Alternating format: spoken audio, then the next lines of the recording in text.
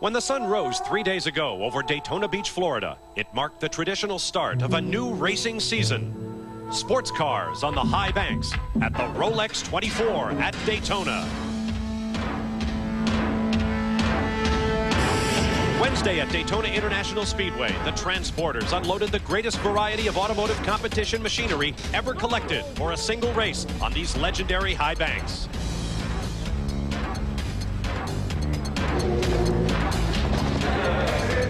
Along with the cars came the drivers from every walk of life, representing more than 24 countries and every conceivable form of motorsport.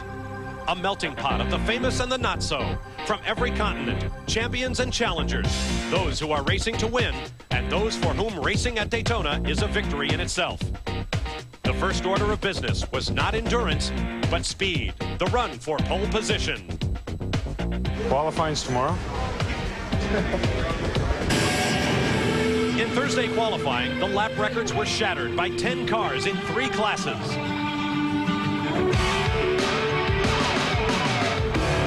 And with the experience of day 1 complete, it was back to the garages to set the cars up for day 2. The poles forgotten, the focus now on endurance.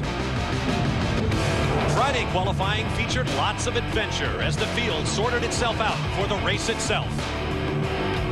Didier Tays and Ferrari will lead the field away as we follow the sun. Welcome to the Rolex 24 at Daytona.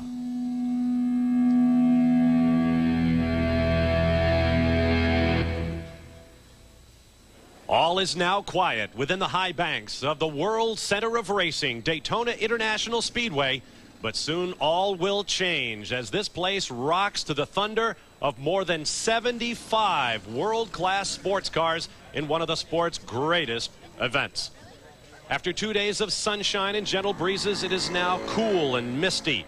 But the show will go on, as it always does in endurance sports car racing. Welcome to the Rolex 24 at Daytona here on ESPN2. A morning drizzle has now gone away. The track is drying quickly, and Mother Nature has certainly thrown a curveball at the teams that have prepared throughout the winter in anticipation of taking part and perhaps winning one of the world's great sports car events. Down on the starting grid, Bill Weber is taking it all in. Well, those warm temperatures and brilliant sunshine have now been smothered by this eerie gray blanket. It has added a mist to the air and a mystery to the race. While most of you have been forced to chisel out from beneath a coat of snow and ice, these teams 70 plus have prepped in a vacationer's paradise. Sunshine and 80 degrees. And now, as you've already heard, a wicked trick. Overcast skies, rain, and cooler temperatures. And during the overnight hours, the thermometer could threaten 30 degrees. And when this field does take to the track, it's something to see and to hear. Right now, it's quiet down here, but it's a spooky silence. In less than 30 minutes, 70 plus will fire their engines. And this speedway will serve as a bowl to funnel all that noise, kicking off the stands back into the racetrack. You know how much louder it is when you honk your horn in a tunnel? Similar effect here, only for 24 hours. Folks, fans, I've stood here before the start of the Daytona 500. It's a thrilling moment, but today this field is nearly twice as large and this race nearly 10 times as long. It is something to behold. With more pre-race preparation, my pit road colleague, Marty Reed.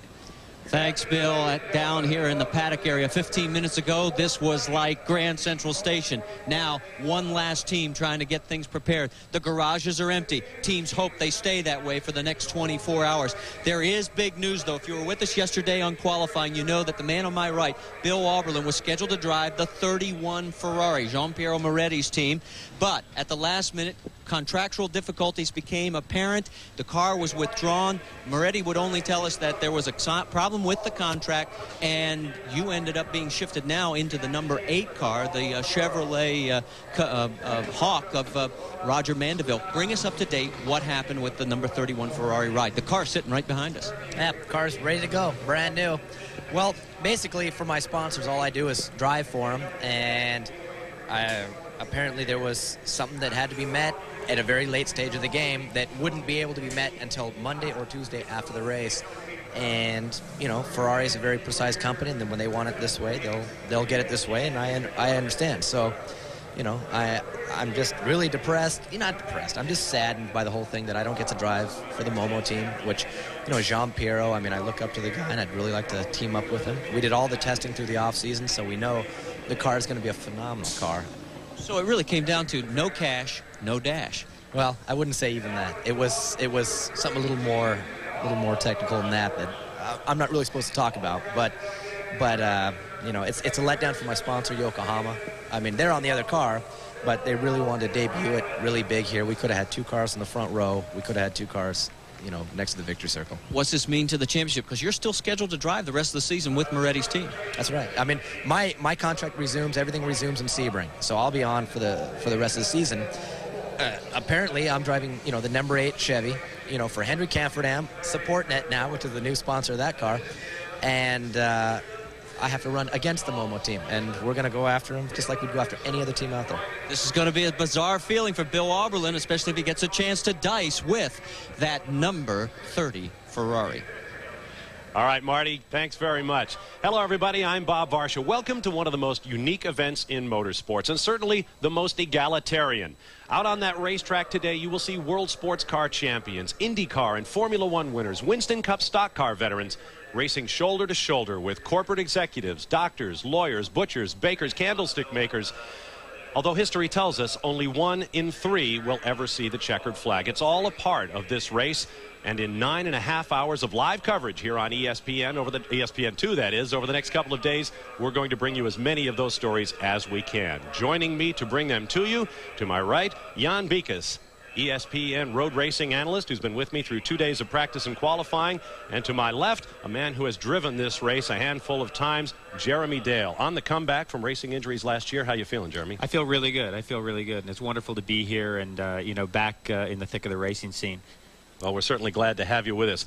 Now, during the course of the race, we have basically broken the field down into what we call our favorites, our creepers, and our sleepers. No derogatory intent. We're just trying to classify folks because it's really impossible to predict a race like this, Jan. It really is, and it's not necessarily in that order. In other words, favorites are those drivers and cars that have the fastest machinery and the fastest drivers. Sleepers are probably people that maybe don't have all the speed, but we expect them to come almost as though they're sleeping, come to the front.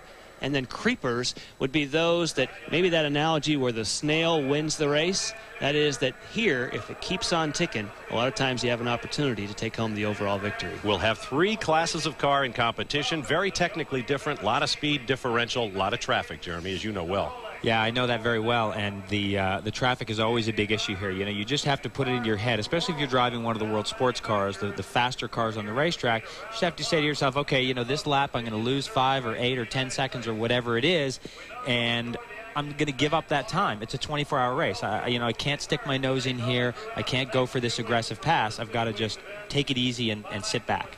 Driver Butch Leitzinger perhaps said it best. The most important instrument a driver's command in the early stages of this race will be the ego boost control. Keep that right foot under control.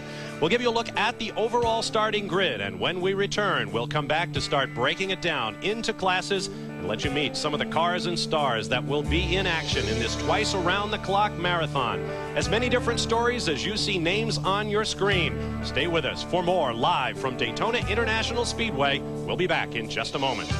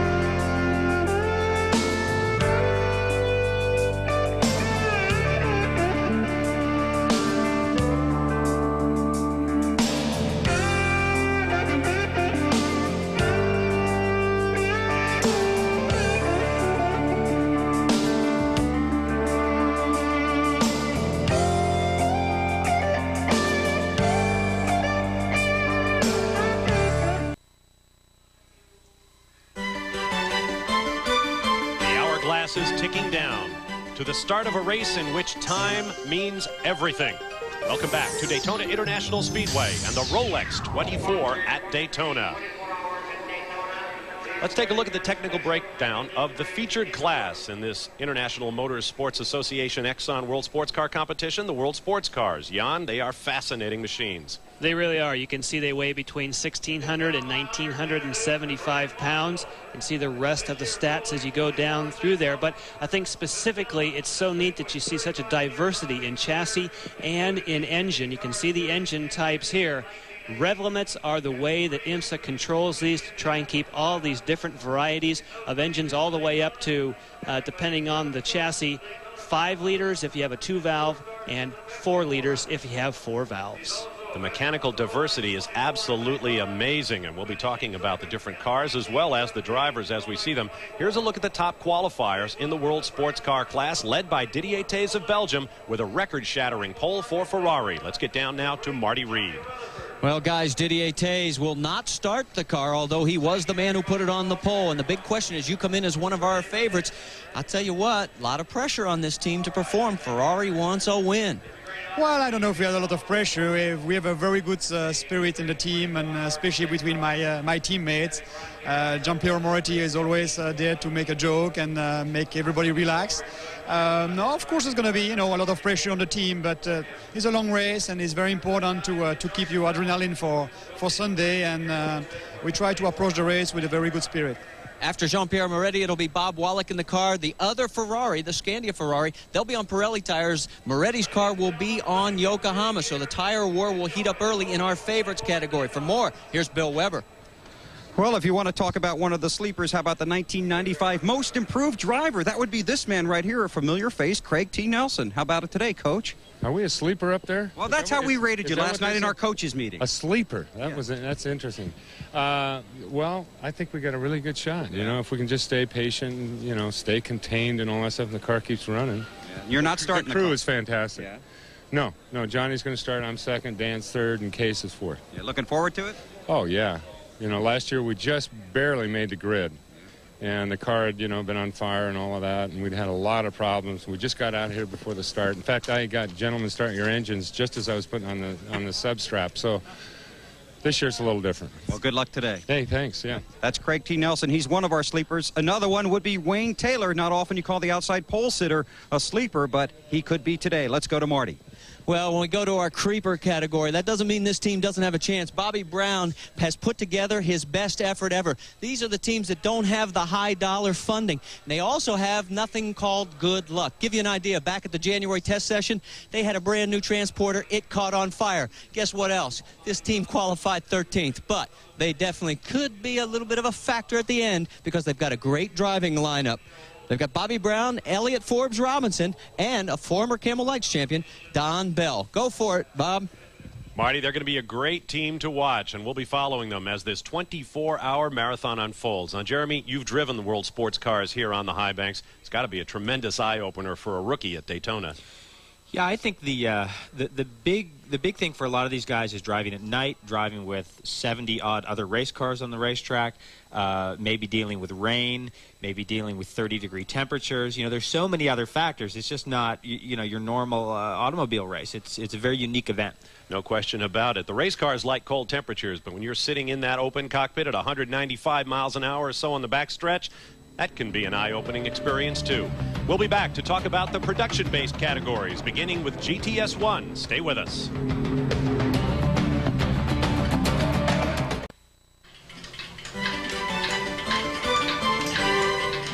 The seconds ticking away before the most important green flag of the International Motorsports Association season. The one that marks the start of the Rolex 24 at Daytona.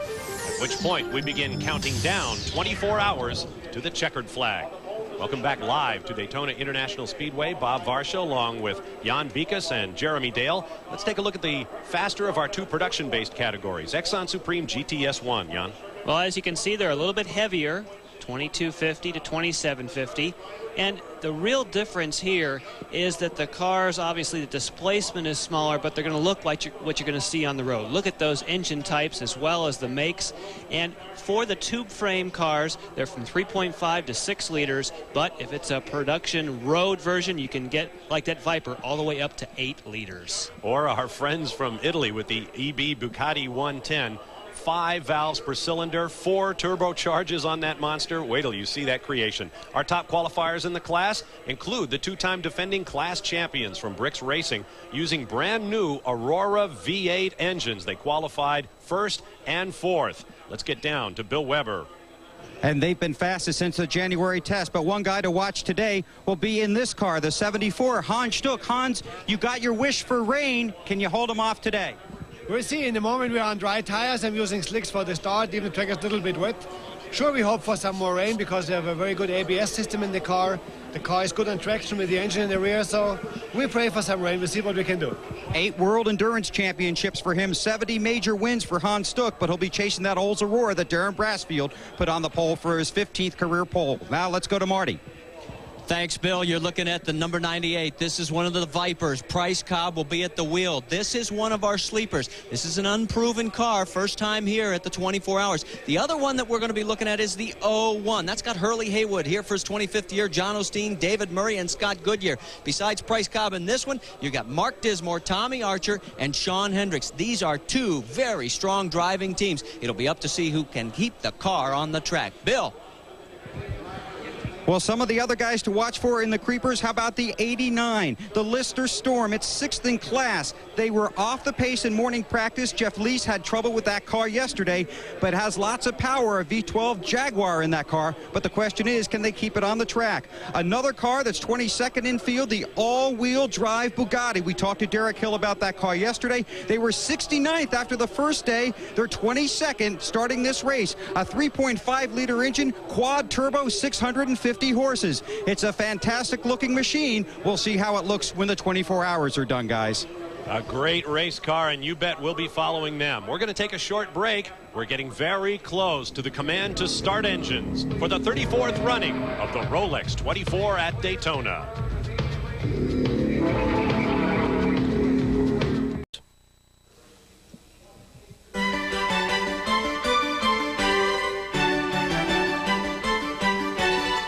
Most races are about distance and speed over a set pace. But at Daytona, at the Rolex 24, the race is about time. The shifting sands that hold the fortunes of a field more than 75 strong.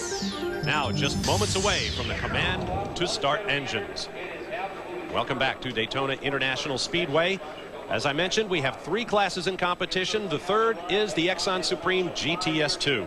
And you can see these cars are lighter, but they also have less power. So therefore, they are the slowest class here, but they're also the most populated. There's 35 of these makes that are going to be starting, and you can see a bunch of different varieties here. This will be hotly contested.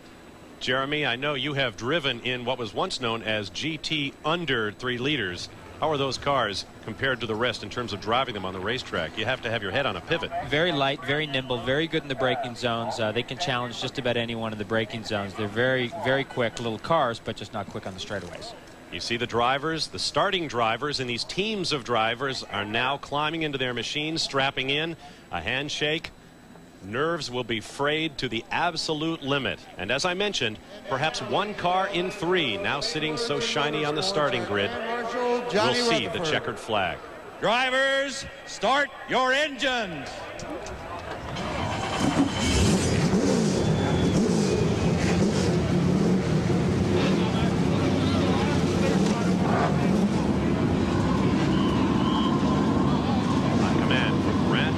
Johnny Rutherford, Lone Star JR, who once won a 100-mile qualifying race for the Daytona 500 stock car race here. He says it was really the beginning of his racing career, and he hopes the same here in the Rolex 24 for his son, Johnny Rutherford Jr., who will be out there driving in the GTS2 category. Now let's talk more about that class. Here are our top qualifiers. The BMW M3s that sat on the front row of their class for this race a year ago dropped out during the night, but they are back. They have more muscle than ever, and Marty Reed knows all about this team.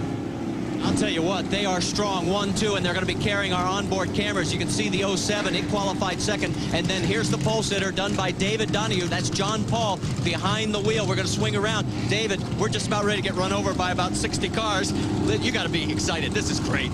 Yeah, it's we've never been in this good a shape before at any race, let alone a 24-hour race. And we're excited. Dieter's starting the 07 car, and John Paul's driving the 06 M3, and we got all the confidence. Those two veterans, they still got the fire under their butts, and they know they've been there a bunch of times, so they know what to do.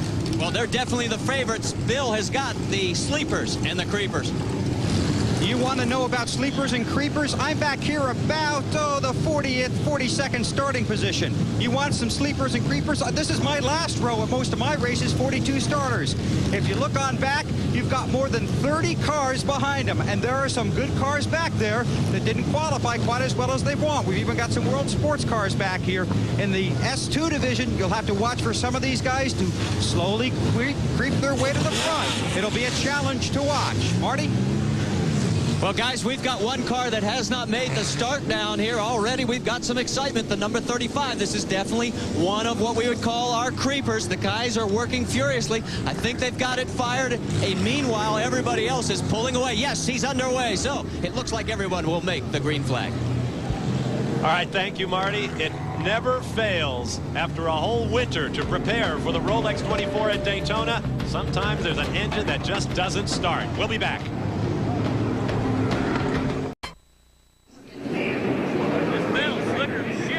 Welcome back live to Daytona International Speedway, where the tension builds as it always does, moments before the start of a twice-around-the-clock marathon that is the Rolex 24. You see the field, headlights on, the world sports cars. There's the pole sitter in the Exxon Supreme GTS1 class, the Bricks Racing Oldsmobile. And behind the rest of the field arrayed, a smorgasbord of mechanical variety, such like you will see nowhere else on Earth. I'm Bob Varsha, along with Jeremy Dale, Jan Beekes, Bill Weber, and Marty Reed are in the pits. Jeremy, what goes through a driver's mind as he prepares for this start? Well, Bob, I can only really tell you how I try and approach an event like this, and, you know, it is 24 hours, so I feel like you just have to get as calm as you can. Really think about it as an endurance race. It's not a 2-hour, it's not a 1-hour sprint race. It's a 24-hour endurance race, and the most important thing is to get to the finish and you know, keep the car in one piece. And you know, Bob, you can see from this shot that the track is not totally dry. So not only are you having to think about strategy, but this is one of the most dangerous conditions that you have, a partially dry, partially wet track. And from most of the drivers that we talk to, they are starting on slicks. It could be hard to get that tire temperature up. And you go 2-3 wide into these corners, could be a really exciting start. The pit lane is completely clear after a moment of mechanical stage fright that Marty described to you. We now go on board with our pole sitters. Giampiero Moretti take his car around. As you can see, the clouds overhead. A bit of a shame after 2 days of bright sunshine that we now begin the race on a slightly damp track. But that will do nothing to dampen the enthusiasm of more than 250 drivers and more than 75 cars of every description now on the racetrack. A little problem with our onboard cameras there, and that is because of the low ceiling that prevents us from getting our helicopter relay high enough to get a good strong signal. Down on the infield, well, let's face it, nobody hardly sits in the grandstands for the Rolex 24. You want to be down on the infield, and this year there is even a carnival going on down there to help keep people entertained. We are approaching the top of the hour, 1:00 p.m. Eastern Time, February 3rd, 1996. Safety car lights are off. Moving the start from 3:30 to 1 in the afternoon leaves that many fewer hours of hope when the sun comes up on Sunday morning. The green flag is in the hands of IMSA starter Jim Sidley. We have a green and we are underway.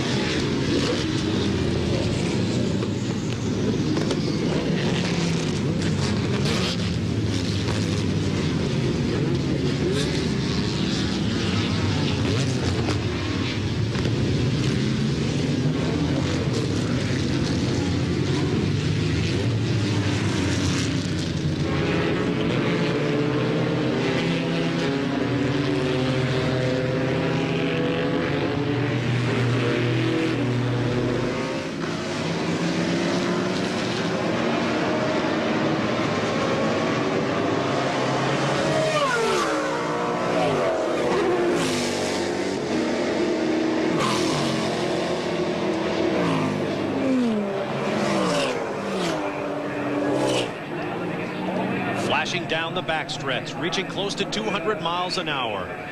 Giampiero Moretti, who's been racing in IMSA competition for more than 3 decades. We have a car off. Car number 63. That is Jim Downing's Mazda-powered kudzu chassis. Downing, a 3-time champion in prototype racing. They had trouble getting that Mazda rotary engine started. It is a brand new chassis, the latest design from Downing's shops in Atlanta, and it came to the racetrack very, very late. Very little testing on that car. They've got problems in the opening laps. But down to the finish line they come to start lap number 2. And here comes the Dodge Viper.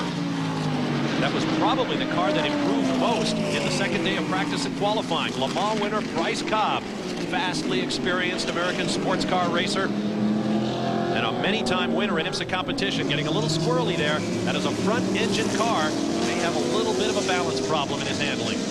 And the car right behind him is the Oldsmobile. It looked like it was car number 1, so this could, in fact, be. Oh, he goes to the inside, so this is a battle for the GTS 1 class here. Wow, right at the front, these guys are dicing, trying to take that position. Oh, we know it looks like the Viper led at least 1 lap. Yeah, I'm not surprised to see Bryce Cobb getting pretty aggressive. You know, he's not a guy that likes to lay back. He likes to really get after it. Well, while these guys are racing on the track, we already have our first big disappointment. Here's Bill Weber.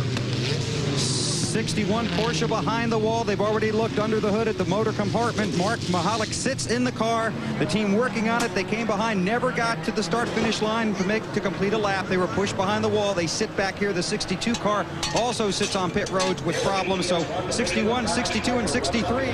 Not a good number to have in the lottery today here at Daytona. Meanwhile, flashing down the backstretch into the chicane. Car on the right, Dicing Racing 4. Riley and Scott Mark III chassis. The car on the left, Chevrolet powered. If you're a Ford versus Chevy fanatic, there is your race. That is in a French-built Courage chassis. Courage competition legends at the 24 Hours of Le Mans. In fact, that's where their shops are located. Yeah, Bob, I've actually driven that Courage chassis with a V8 in it. Last year at Road Atlanta, we tested that car, and that is a very, very sound race car. I think that car has a lot of potential for development. And, of course, they're very experienced with the 24-hour races. They've run and finished Le Mans many times. They have switched positions. The 16 car, driven by Andy Wallace, actually started ahead of the 36, which is being driven by Belgian Eric Van de Poel, a veteran of Formula One competition. He has driven at Le Mans. He spent last year driving touring cars, production-based machines in Europe. Yeah, and Eric has done a bulk of the development work on that Courage, so he knows it well. He's the right guy to start that car and just kind of set the pace. Down underneath Van de Poel goes Andy Wallace from England, winner of the 24 Hours of Le Mans in his very first attempt. Meanwhile, we have a battle for the lead now as Wayne Taylor closes up on Giampiero Moretti. These two drivers were teammates last year in Moretti's moto-sponsored Ferrari team. Wayne Taylor decided he was going to run for the championship. He could not pass up the opportunity to drive a factory Aurora V8 powered Riley and Scott chassis. Right now he runs second to this man. Yeah, and you can see the Ferrari has the legs on the Oldsmobile coming into traffic already on the 3rd lap. And Andy Wallace has that Courage of Van de Poel all over him. I think one of the interesting things here is we're seeing a battle right at the front right away of those people that we would call the favorites. And then right behind them, we have a battle of what we might call the sleepers. So I think those labels that we've given them are really going to show us the different groups these cars are going to run in. That was a battle for 4th place as the Ferrari 333 SP, sports prototype bearing the proud legend of the prancing horse, flies down to the end of the lap. We'll be back. More in a moment.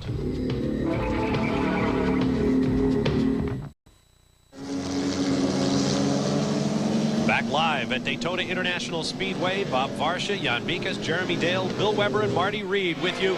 Just getting underway in the 34th Rolex 24 at Daytona. Race leader Giampiero Moretti is lapping traffic, having a problem doing it. Yeah, that's one of those situations, Bob, where you just want to throw the car in there and go by that lap car, but you just have to, you know, stay calm and not make the move. We pick up the action in the GTS2, the Exxon Supreme GTS2 Championship.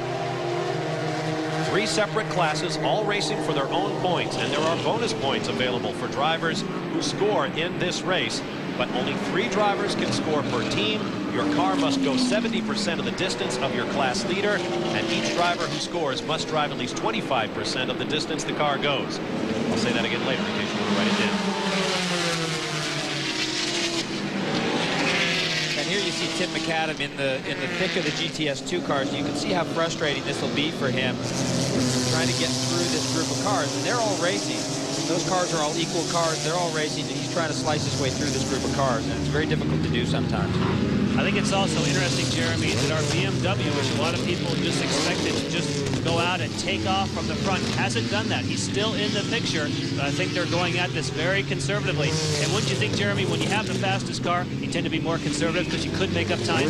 Absolutely. I think David Donahue hit the nail on the head there. You know, John Paul Jr., very experienced in endurance racing, starting that car. And I think those are the guys you want in the car, the guys that have got the experience in the long races, and they know how to set the pace. You know, get that first hour under your belt. On board with the number 07 car, that was the second quick in the S2 category. And that is a real group of GTS2 cars there.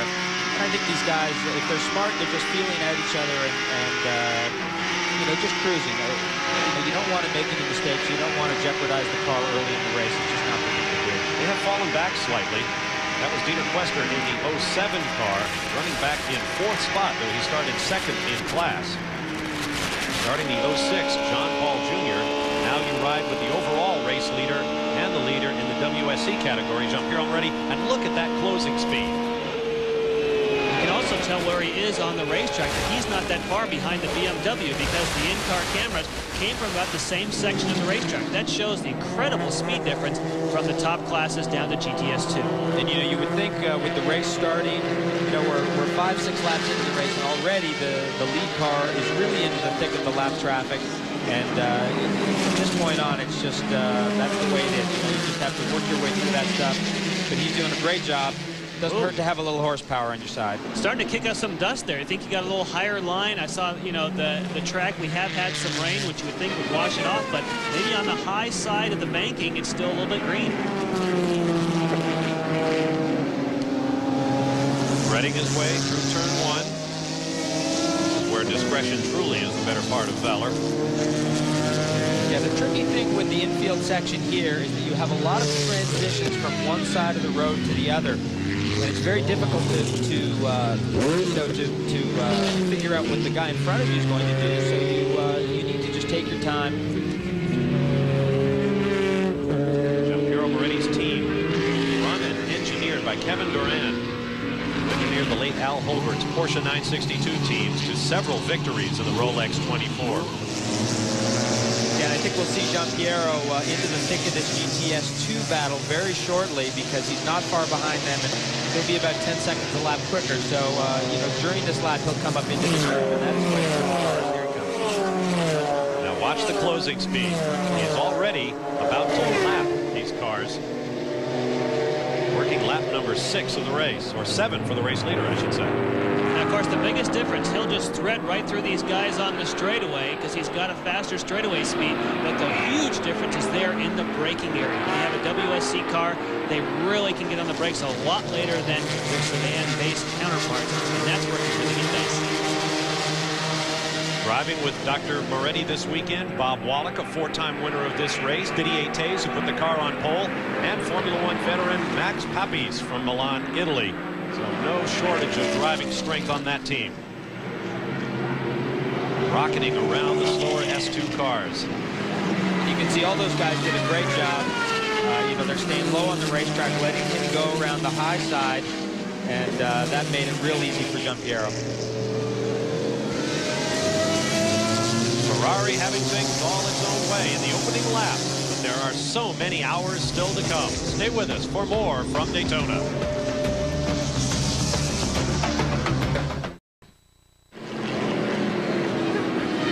We are back live at Daytona International Speedway, and there is the race leader in this Rolex 24 Hours of Daytona. Jean-Pierre Moretti is one of the driving forces, if you will, behind the creation of the Ferrari 333 SP program. Car came to the series 2 seasons ago. Last year won the manufacturer's and the driver's title. Hands of Fermin Velez, driving a separate car in this race. You know, Bob, one of the interesting things, you and I are used more to single-seater racing. When you have a leader that goes out to a big lead like this, it's not very interesting to watch. He's just out there going around by himself. But with this type of racing, you could stay on the lead group, and it is action-packed as you work through all these other series. And, well, this is a battle developing here. This is the battle for second place. Mauro Baldi in the red #3 Ferrari, and Wayne Taylor just behind him. Yeah, it looks like Mauro's come up and caught Wayne. And I was actually surprised that Mauro wasn't in the thick of it a little earlier here. And I guess now he's settled in a little bit. Caught Wayne, and who knows, maybe he'll now go after Jean-Pierre Moretti.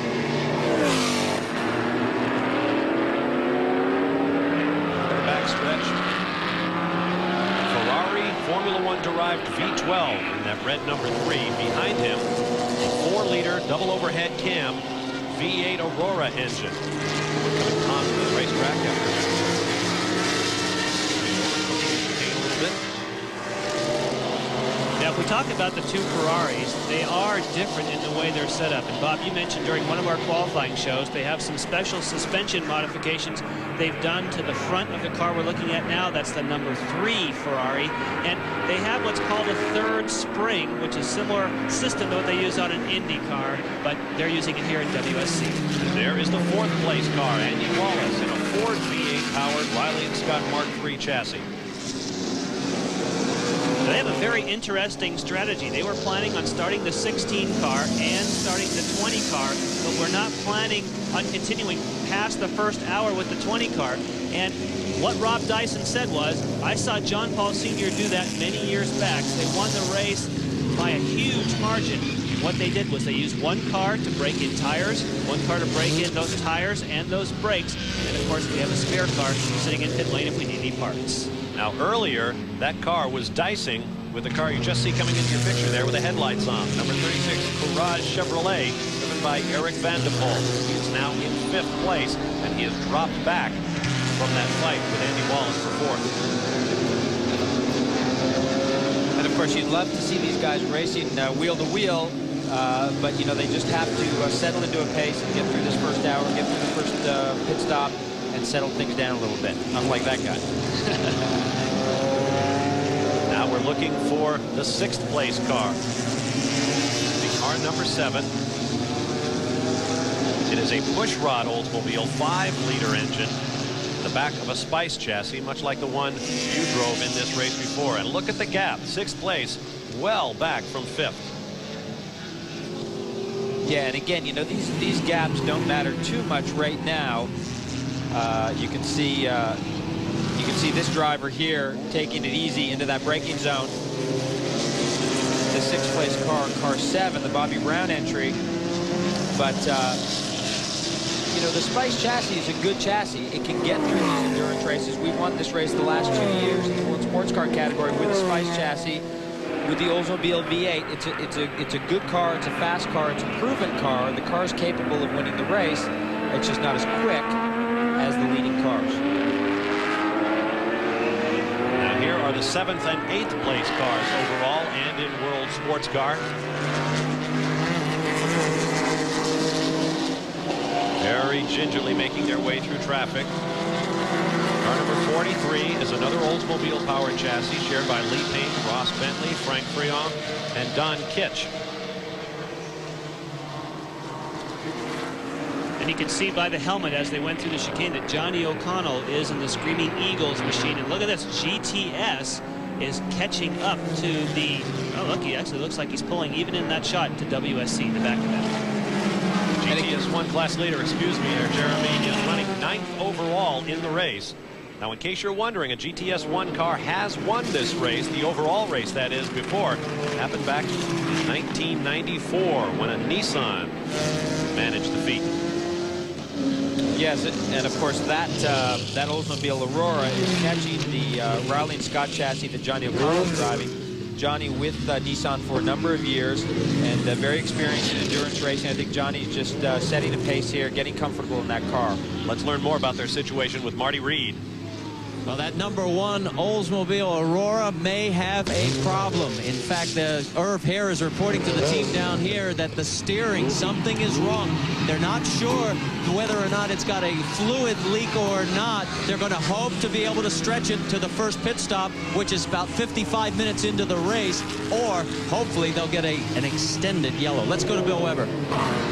Well, here's some early heartbreak for you. This 38 car, the BMW, started 43rd. They've been sitting here now for several laps. John Fields patiently in the car.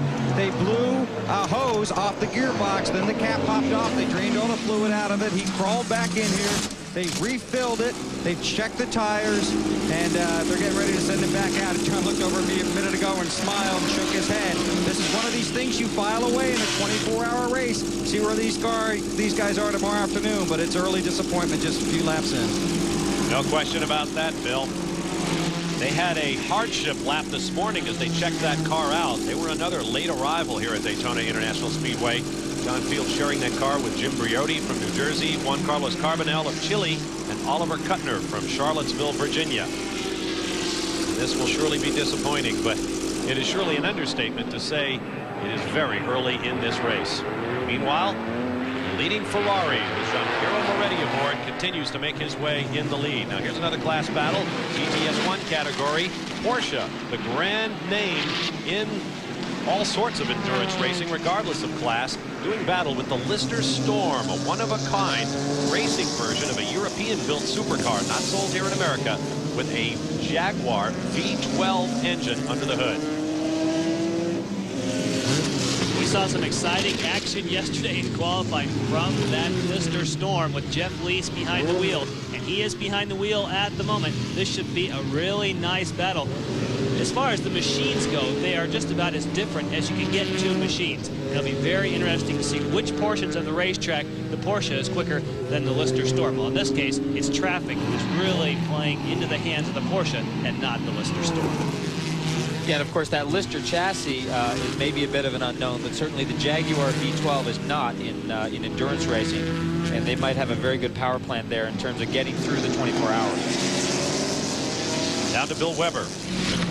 Hey guys, we were talking about the frustration here. This 38 team, in addition to all their other early problems, they free fired. Now it looks like they're going to shut it back off. When they do get ready to go back out, another 10 seconds will be added on for too many men over the wall. It's a frustrating way to start your day. Even 10 seconds adds up here at the 24 hours. No question about it. You not only have to have the race car, the driving team, and all your logistics in a row, you also have to make sure that your entire crew, from anywhere in the world they might come, knows the rules about who can work on the car and when. We'll be right back.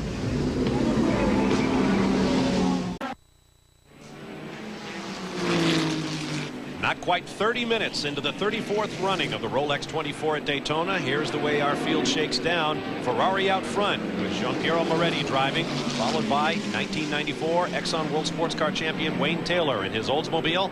And then Mauro Baldi in another Ferrari. If you take a look down through the rest of the field, you see the top 8 in the field at this point are the world sports cars. But then come the Exxon Supreme GTS1 machines. Irv Hare with the #1 car out front, although we understand there might be a leaking problem with that car that Hans Stuck in the first of the Porsche 911 turbos.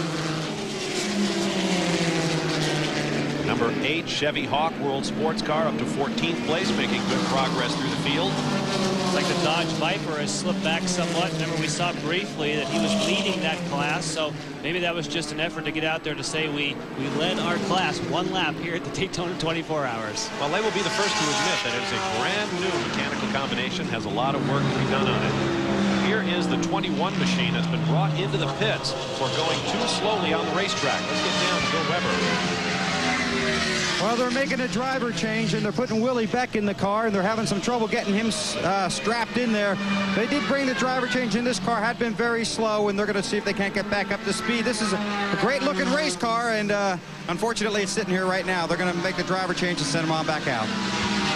Well, you know, Bill, one of the great things is in endurance racing, if your car's going too slow, you can always come in and change the driver. So in this case, that's some instant speed. Looks like a car that might be a little bit more appropriate a couple of weeks from now when the stock car guys will be here. A Chevrolet Monte Carlo LM, it's called. Willie Beck climbing in has a doctorate in economics.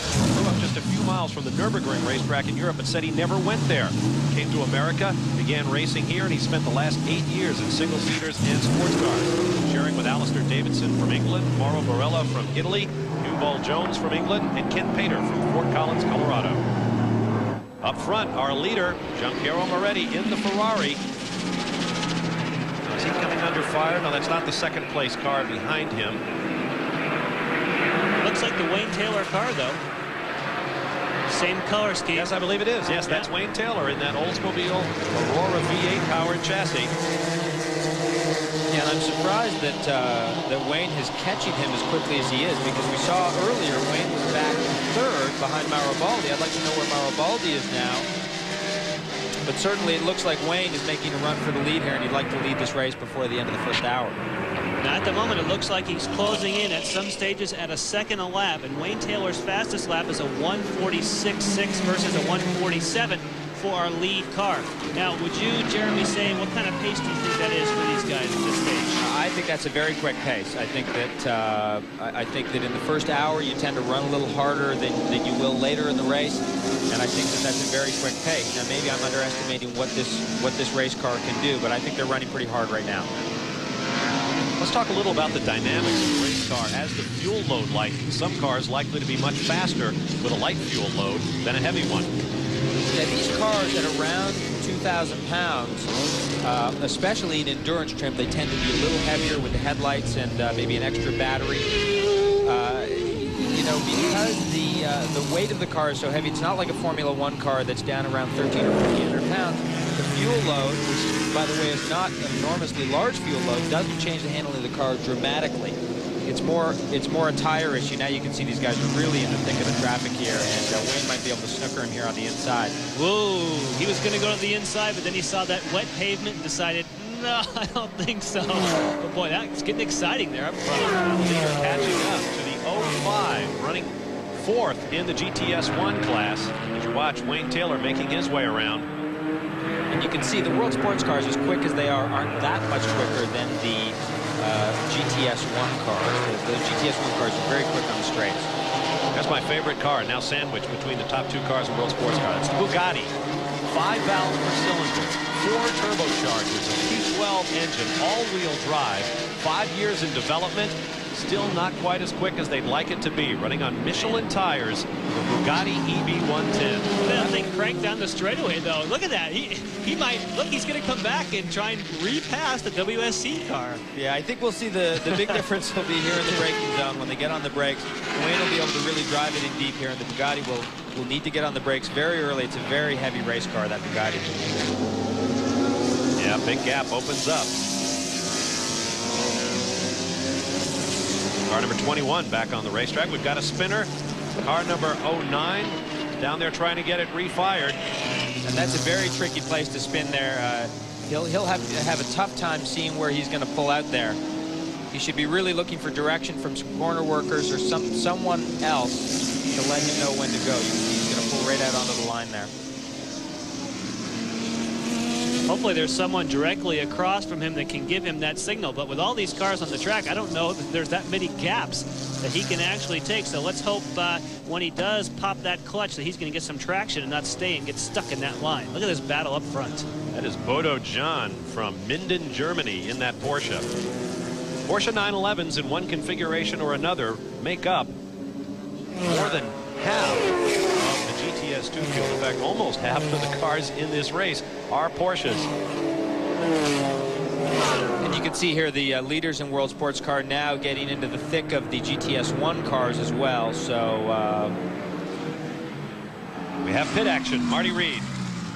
Well, the number 6 of Eduardo Dibos is in the pits. Now, if you remember last year, they have got the back end of this thing jacked high into the air. They are going underneath the rear end. And if you remember last year, Jack Roush, he said that it has problems with the transmission in the rear ends. That's what their Achilles heel is. They're working. Now, we understand the number 8, the Chevy Hawk, is also going up in smoke.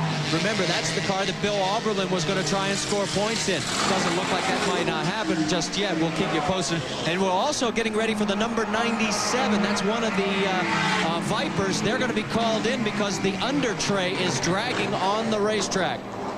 That's the European Viper entry. Chrysler entering that car on both sides of the Atlantic with two different teams. We'll see them in a moment. Marty's going to have a lot of company in the pit lane. You saw the number 8 car, Henry Campherdam at the wheel, limping around. Something smoking out the right rear. Meanwhile, up front, the red and yellow Ferrari and the blue, yellow, and white Olds, Riley, and Scott Mark III battling for the overall lead.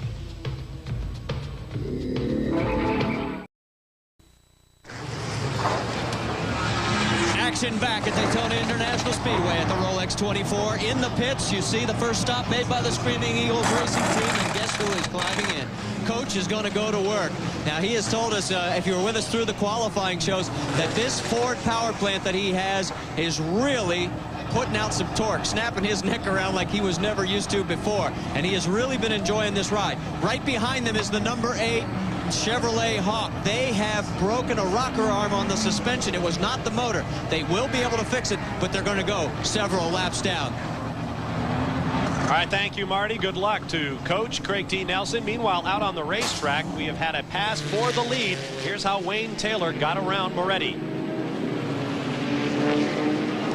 And Bob, that is the classic move in traffic. You know, Moretti thinks he's sliding by, and there's no threat from behind, and Wayne just sticks it in there and takes the lead. Wayne Taylor, born in Cape Town, South Africa, became one of that country's best sports car drivers before heading for Europe and then to America. Now lives in the Orlando, Florida area with his wife and 2 children. Very much a self-made racer. Now he is bringing the car in. Our race leader is in the pits, followed by the second place Ferrari, Bill Weber. And these guys have been waiting. Wayne Taylor pulling his car down pit road as the Ferrari whizzes by, and Taylor pulls the car to a stop. They'll change tires and add fuel. This team's over the wall. The 30 car pulls into its pit, and they go to work on the Ferrari as well. Right side tires, and they'll change lefts as well. Let's go down to Marty on the 30 car. This is when we love it, huh, Billy? Fast and furious action in pit lane. The Momo Ferrari, Jean-Pierre Moretti, taking out the belts, getting ready as Bob Wallen climbs in. I was noticing a lot of debris up on the front windscreen. Obviously, a lot of tire rubber going in there as well, so they have cleaned that out. And Wallach, Mr. Cool, Calm, and Collect, I wouldn't be surprised to see him do a double shift. Let's go back to Bill. A drink for Wayne Taylor. They're waiting. They drop the car. Still sits. Now they slowly push it away. And Wayne Taylor and Roosevelt head back out. Coming your way, Marty. Well, now the race is on, and it's going to be Wayne Taylor getting out first. They're having trouble with the belts. What happens so many times in these races, what you gain on the track, you give it up in pit lane, and they are still trying to get those belts snapped in. You see Bob Wallach sitting impassively. Wayne Taylor's team helped by the fact they did not change drivers. Taylor will do a double stint to begin, and I'm with you, Marty. I think Bob Wallach might do the same. A 3-time world alpine ski racing champion back in the 60s. Bob Wallach, late into his 50s now, is a superb endurance driver. He has won this race 4 times, but ironically, the race he would most like to win, the 24 Hours of Le Mans, his home country, he has never been able to win more than 20 times trying. Now, Bob, I'm very interested to see that they would actually make a driver change at the very first stop. I mean, you know that there's not a fatigue factor there, and you would think you'd at least go a couple of fuel stops, a couple of tire stops before you take the time to make that change. New race leader, Mauro Baldi in the number 3 Ferrari. He'll head for the pits, and he is going very slowly. It looks like he's running about half the speed that Jean-Pierre Moretti brought his Ferrari into the pits at. Moretti came in like a rocket. Let's take a angle on that. On the backstretch. And this looks like it's into the chicane. And this braking zone, there aren't a lot of reference points out there. And of course, he just cut through the grass here. Whoa! That's a pretty big ride. He got a new frame of reference right there. Bill Weber. Well, there's damage to the front of the car. He came in about 2 laps earlier than they were expecting. Mauro Baldi sits in the car. No driver change was anticipated. It was going to be just tires and fuel. Now they're looking. They shake their hands. Baldi holds up one finger. Now raises his hands in frustration. They're working on the side of the car. It looks like they wanted to shut it off. They're going to take off the front hood of the car and go to work on it. So early frustration for the 3 car after disappointments in qualifying. Now they're going to sit here on pit road early in the 24 hours. Boy, this is heartbreaking for a great team and a great car. Interesting to note that there are headlights on that car, so that means you don't just yank off a fiberglass, Kevlar, carbon fiber nose, whatever it's made of, and slap a new one on. You have electrical connections that you have to make sure that those headlights work when you put it back on. As you can see, he did some damage to the infrastructure up there as well. Meanwhile, Marty Reed is standing by with a man who knows firsthand what it's like to start this race. Well, Giampiero Moretti is cooling off a little bit. You're one of the few teams so far to make a driver change. Why? I'm sorry, why we change the driver? Because I prefer always the first team to do it short. I mean, the first part of the race, I prefer to do it short so that everybody can go in the car as quickly as possible. So everybody will be more relaxed. And then we start to do two stints. Giampiero Moretti's got plenty of experience in this type of environment, so maybe that strategy will just pay off very well for him. Here comes Andy Wallace and Rob Dyson's number 16. Jeremy, let me ask you quickly. You agree with that philosophy? Get all the team drivers in the car early? Yeah, I was going to mention that, Bob. One of the great strategies with especially Daytona, and it certainly applied even more last year and in years previous when you would start this race at 3 o'clock, was to get everyone in once before it got dark, let everyone get in, get settled down, do a stint, and then get into the double stints or the triple stints or whatever you're going to use. Whoops, now the rear has come off the number 3 Ferrari. Tough moment here for the Scandia Simon team under Andy Evans, the team owner.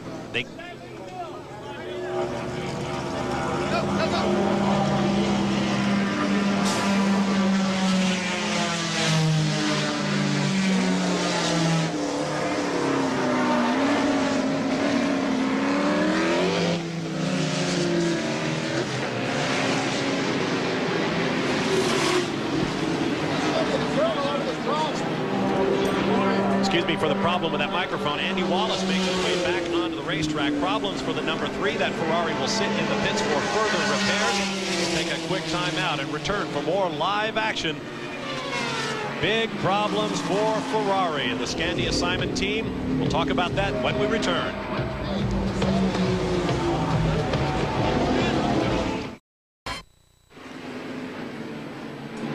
Back live at Daytona International Speedway here on ESPN2. You're watching the Rolex 24 Hours of Daytona, and the race leader right there, number 36, the Courage Chevrolet, under the control of Formula 1 veteran Eric Van der Poel of Belgium.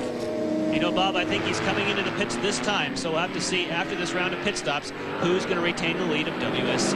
Now the car just behind him with the headlights on and the bright orange rear wing is not another car in contention for that position. The second place car, being driven by Wayne Taylor, is 18.7 seconds back of the race leader right now. Andy Wallace runs in third, Elliott Forbes Robinson in fourth. In fact, let's review our field as fast as we can. There you see the number 36. Actually, Rick Sutherland runs that team. Eric Van der Poel behind the wheel right now. Then Wayne Taylor. James Weaver will get into the Rob Dyson Ford R&S Mark III, the number 16 car. Andy Wallace is in it at the moment. Didier Taze will get into the number 30 Ferrari. Bob Wallach has the control of that car right now. Elliott Forbes Robinson is in the pushrod Oldsmobile powered Spice chassis. Darren Brassfield, the leader in the GTS 1 category, all the way up to 6th. Then Olivier Griard driving that Bugatti EV110. And there you see 11th through 20th. Coach Greg T. Nelson running in 17th spot overall in the number 2 car, another Ford powered R&S Mark III. Now as we go to 21 through 30, you see our GTS 2 front runners. Ferdinand de Lesseps, grandson of the architect of the Panama and Suez Canals. His claim to fame is also a fine race driver in a Porsche 911. There you see the rest of that field. We have more action up and down the pit lane. Barely 45 minutes into this twice around the clock sports car spectacular. This 41st through 50th. Car number 26 running in 42nd spot. That is a mid-engine, one-of-a-kind Porsche 911 out of the Fab Car shops in Indianapolis. Tom Hessert owns the car and is driving it at this moment. Numbers on the right show you how many laps down each individual entry is. But at this point, laps really don't mean much at all, do they, Jeremy? No, Bob, I think everyone is just settling in this first hour. I'm surprised how early those first pit stops were for the leaders at only about 40 minutes. And, you know, those cars should be able to run a little longer on fuel. We have changing weather conditions. The warm-up was held in combination wet-dry conditions. The track seems pretty much dry right now. There you see the field crew, 78th position. Now there is the number 5 Aurora V8 getting a push start. That is the sister car to the class leader. This car was qualified 4th in class. And that's where it runs at the moment, at least prior to the pit stop, is 4th in class. And we pretty much on cue. Here comes our leader, number 36, in for service. And that will put Wayne Taylor in the number 4 Olds RNS Mark III up into first place. It's Eric Van de Poel with that silver and day-glow orange helmet, familiar to Formula One fans, climbs out. I believe that's Rick Sutherland who will be next into the car, putting in his own seat insert to customize the seat to fit him. Comfort, I'm sure, is all important in a race like this, Jeremy. Yeah, those are serious inserts those guys have built there. That's practically a seat. You know, I like a little insert, but that's, you know, that's the little lounge chair right there. I assume that's generally dictated. They have obviously one very big person that's driving that car, so that anyone else that happens to be shorter is going to have that much more foam. They're going to have to slide in there as that insert. Yeah, we've seen that in past years, especially with a driver team like Fermin Velez and Andy Evans, where there's, you know, 8 9 inches between the two drivers. All right, let's get down to Marty Reed, who is standing by with one of our broadcast colleagues as well as a fine racing driver. Yeah, if you remember back in 1991 with the Jack Roush Mustang team, Lynn St. James went to victory lane. You know what this 24-hour business is all about, and I know why you're smiling, because you're not out there having to drive it. Actually, you know, I started here. This is my roots, and I was first on a crew. I made the sandwiches, and I did the timing and scoring my first time here. And I remember the first time that we actually finished this race. We finished 4th in a Corvette. I wasn't driving, but I was up. I was the only one that stayed up the whole 24 hours on the team. So this race is what really separates the men from the boys or the women from the girls, but it makes a racer out of you. You know, it brings out the best, and it brings out the worst. And if you can make that work and survive as a unit and as an individual, you find out whether you're really a racer or not. So I love this race. I mean, I just absolutely love it. Well, we got to get back out on track. The GTS 1 leader is coming into pits. Thanks, Lynn. Thanks. Thank you, Marty. Lynn St. James later this year hopes to make an effort on the world land speed record. We wish her luck in that. This was the class leader, as Marty pointed out. Irv Hare bringing the machine in. No sign of a driver change, a drink for the driver. And that, if I'm not mistaken, will put the Bugatti up to first place in class. You can pass them while they're in the pits, and that in itself will be a victory. Well, let's check that. The Bugatti is now in the pits, so apparently it will not take that first ever lead in this race. And this driver lineup in this number 1 Aurora is a curious mix of experience and rookies in the same car. Of course, with Irv Hare and Darren Brassfield anchoring that car, and of course Brian Cunningham, who will be new to the Daytona 24-hour event, one of the rookies. You can see Harry Bricks in the background there, nervously looking over the wall. But these guys are incredibly experienced with the endurance races. That's all routine stuff for them. It is a fine racing team, and Harry Bricks came into this sport of IMSA endurance racing with a bang. Big team, lots of help, beautifully turned out race cars, and they have been very, very successful right from the beginning.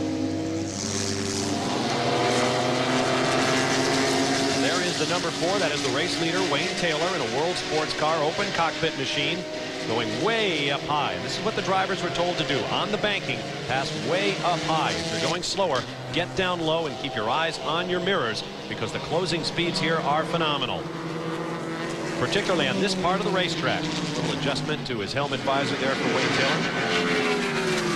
Through the tri-oval and across the start-finish line.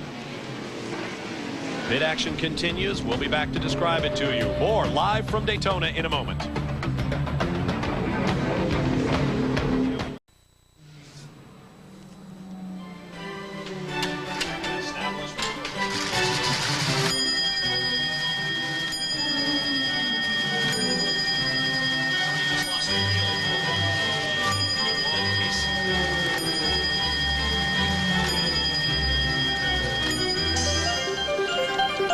When the clock struck 1 p.m. Eastern Time, the Rolex 24 at Daytona got underway. We are well into, in fact, approaching the end of the first hour. Now, there you see the second qualifying car in the GTS1 category. And look at that right rear. There is the piece of rubber that should be on the rim. And that is not the first time they've had tire troubles, Jan. No, that's the second time. In qualifying, he ran over some debris when he was coming up onto the banking, and the thing popped right there at NASCAR 4. He was lucky to keep the thing off the wall. And here, again, that time I believe it was the right front. Now it's the right rear, but thankfully at least he was close to the pits. On replay, let's see if we can tell what happened. Well, the tire is already blown there, or at least it's lost pressure, and then the carcass just came off there. You know what? That's actually good, because if the carcass would have come apart, that's what tears up the bodywork. So he might just be, you know, I don't know what's dragging here, but he might be able to throw a tire on that thing and get him going. Well, unfortunately, it happened at exactly the right point on the racetrack, just at the pit end, and he was able to just roll it down pit lane.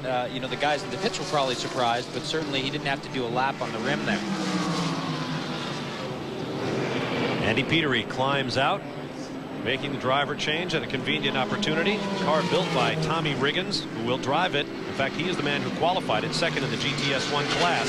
A privateer effort going up against the big factory Oldsmobiles for the Bricks Racing team. They have done very well thus far this weekend. You know, Tommy Riggins had some great things to say about this, and he said, you know, we qualified real well, but we have the owners driving the cars. He says, you know, they're about 5, sometimes 10 seconds slower than what I can run, but he says, you know, it doesn't really matter here, and of course, ownership has its privileges. Indeed it does. There's Wayne Taylor, overall race leader at this point. And there is the number 3 Ferrari. Mauro Baldi still at the controls. They have been there for at least 8 to 10 minutes. And that must be heartbreaking for Baldi, who is that team's lead driver. He shares it with the reigning Exxon World Sports Car Champion, Fermin Velez. But team owner Andy Evans and Velez have said this is Baldi's year, and it's not getting off to a great start. Bill Weber has more. Well, I tried to talk to Andy Evans, and he just shook his head, and he doesn't want to talk. As you mentioned, Bob, they're still working on that car, trying to get it back out. They're really optimistic. You know, they won't talk very much, but if they can get back out there, they'll be good to go. You know, and hope, obviously, that some of their competitors have problems. Meanwhile, down here, they're holding the 72 car. John Fergus just got in to replace Derek Bell. Looked like a 10-second penalty there. Might have been too many men over the wall. And if we come on over here, we can talk to Hans Stuck, who started the day in the 74 car and now sits in a chair behind the wall. His Porsche is out of the race, and Hans is sitting here while they work on his car. And Hans, obviously you're behind the wall. What happened? Actually, a drive shaft broke, you know. I think we ran in for a long time. We were also very steady. But, you know, the engine has more horsepower, no? So it could well be that the more horsepower, the more torque is not going good to the drive shafts. We don't know. Because I think it normally never happens on a Porsche, you know. So let's see. They're working on it. You better believe it. A long time to go. That's a motto you can hang on the wall. It's a long time to go. There you see the car that held so much promise in this race. Now, this is a European spec Porsche, what's called the GT2 Evolution, built for what are known as GT2 regulations. Here it runs in GTS1, and for that it has an engine that was upgraded to 650 horsepower as opposed to the standard 450 for the Porsche 911 turbos. It is a monster, and the drivers to a man will tell you it is great fun to drive. You know, Hans Stuck has a great attitude, and his co-driver Bill Adams said, you know, Hans Stuck is really a 16-year-old in an adult's body. He says the guy is always excited and really shows it on the racetrack. Now, here's one of the cars we expected much of, and they even bid for the class lead at one point, the number 98 Dodge Viper. Marty Reed has more. Well, actually, guys, it's the number 97, Victor Simpson, George Robinson, Chevrolet Siebert, and Eric Bachelard. They had to come in. Remember, they had an under tray in the right rear that was dragging. They have now made that repair, but they have lost at least one lap and probably two. And right behind them, the number 6 car of Eduardo Debos is back in, and they've got a transmission sitting on the wall. You know what that means. Oh, 97, 98. I know the color difference. When you see the other car decked out in day glow orange, you'll know that they're easy to spot just by their color. And don't forget that these Vipers have run at the 24 Hours of Le Mans, and so we tend to focus in GTS1. We tend to focus on the Auroras, but the Auroras have not yet completed a 24-hour race, and I have a lot of confidence that they will. But at this point, this Viper has more 24-hour experience than that Aurora V8. We should also point out that there are 3 Vipers. Bob was mentioning the bright orange machine that came from Europe, which is kind of based on a street car. But these are the race car versions that come from Chrysler, and they're working very, very hard. But they will admit this is really a test session for Le Mans. Let's go down to Bill Weber. With Derek Bell, the teammate of Hans Stuck on this Porsche team. Good run for you in the first hour? Yeah, it went very well, but like everybody, you know, none of us have done more than 6 or 7 laps on the row during qualifying or practice, so consequently we don't know what happened to the tires, and the back was sliding unmercifully, and I was getting wheel spin on the inside wheel, but, you know, we just learn we'll have to adapt the car a little bit to it, but it lasted a stint, but I'll be interested to see what times I was doing at the end as opposed to the beginning, just to see how bad they went away. The 74 car was sitting there when you came in? No, 72. I'm 74, aren't I? Yeah. No, you're 72. Oh, right. Oh, right. So, yeah, okay. It's all right. It doesn't really matter. I knew I was one or the other. Yeah, that was in the way. They have a drive shaft broken, as you guess you know, which is very disappointing. But, you know, the car is pretty new. It's a development car, and I guess Porsche learn a lot from here for Le Mans. Our old thing should go on and on and on and on and on. Did you miss your pit when you came in? Sorry? You have trouble finding the pit when you came in? It's the first time I've come in fast for about 3 years. So I came in and Dave's all in black, and there's all sorts of people in black, including you guys, and there's a car up, and I thought I couldn't see anywhere to go. Then I said, oh, there he is. And then I realized I was locking the tires up, and I came in a little wrong angle. They wouldn't have been able to reach the rear of the car if I changed the tires. Okay, Derek Bell, he's still smiling, and there's a long way to go, as his teammate just told us. A 3-time winner of the race, Derek Bell. That's okay, Derek. Sometimes I forget where to park, too. Wayne Taylor is out front, and at the moment, having things all his way. Andy Wallace runs second for Ford, and then the Ferrari of the early race leaders, Bob Wallach, now at the control. More live in a moment from Daytona.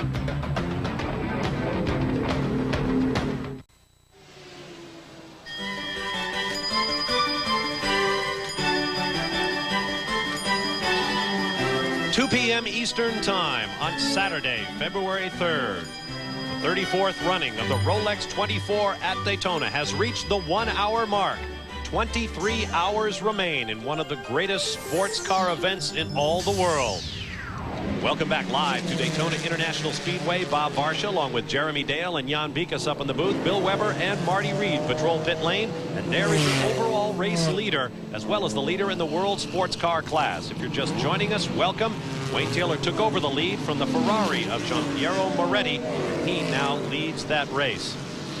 This wonderful event at Daytona serves as kind of the Oscars of auto racing, if you will. The biggest stars from all walks of motorsports come out for the Endurance Classic. One of the biggest names on the marquee has to be Frenchman Bob Wallach, co-driving the Momo Ferrari. Wallach is a 4-time Rolex 24 winner and was runner-up at Le Mans last year, co-driving with Mario Andretti. The Dyson Ford team hopes to benefit from the talents of Andy Wallace, who won at Le Mans in his debut outing in 1988 and captured the Daytona crown 2 years later. But perhaps the most star-studded team is that belonging to Scandia Simon Racing, with leading man, defending IMSA World Sports Car Champion Fermín Vélez of Spain, and a supporting cast of Formula One veterans. Last year, Mauro Baldi put the team Ferrari at the front of the grid for the Rolex 24. This year, he hopes to win. Baldi was the development driver for the Ferrari 333 SP. He has also appeared in 36 Formula One Grand Prix races and picked up the first-place trophy at Le Mans in 1994. Michele Alboreto scored 5 Formula One Grand Prix victories during his career, also in a Ferrari.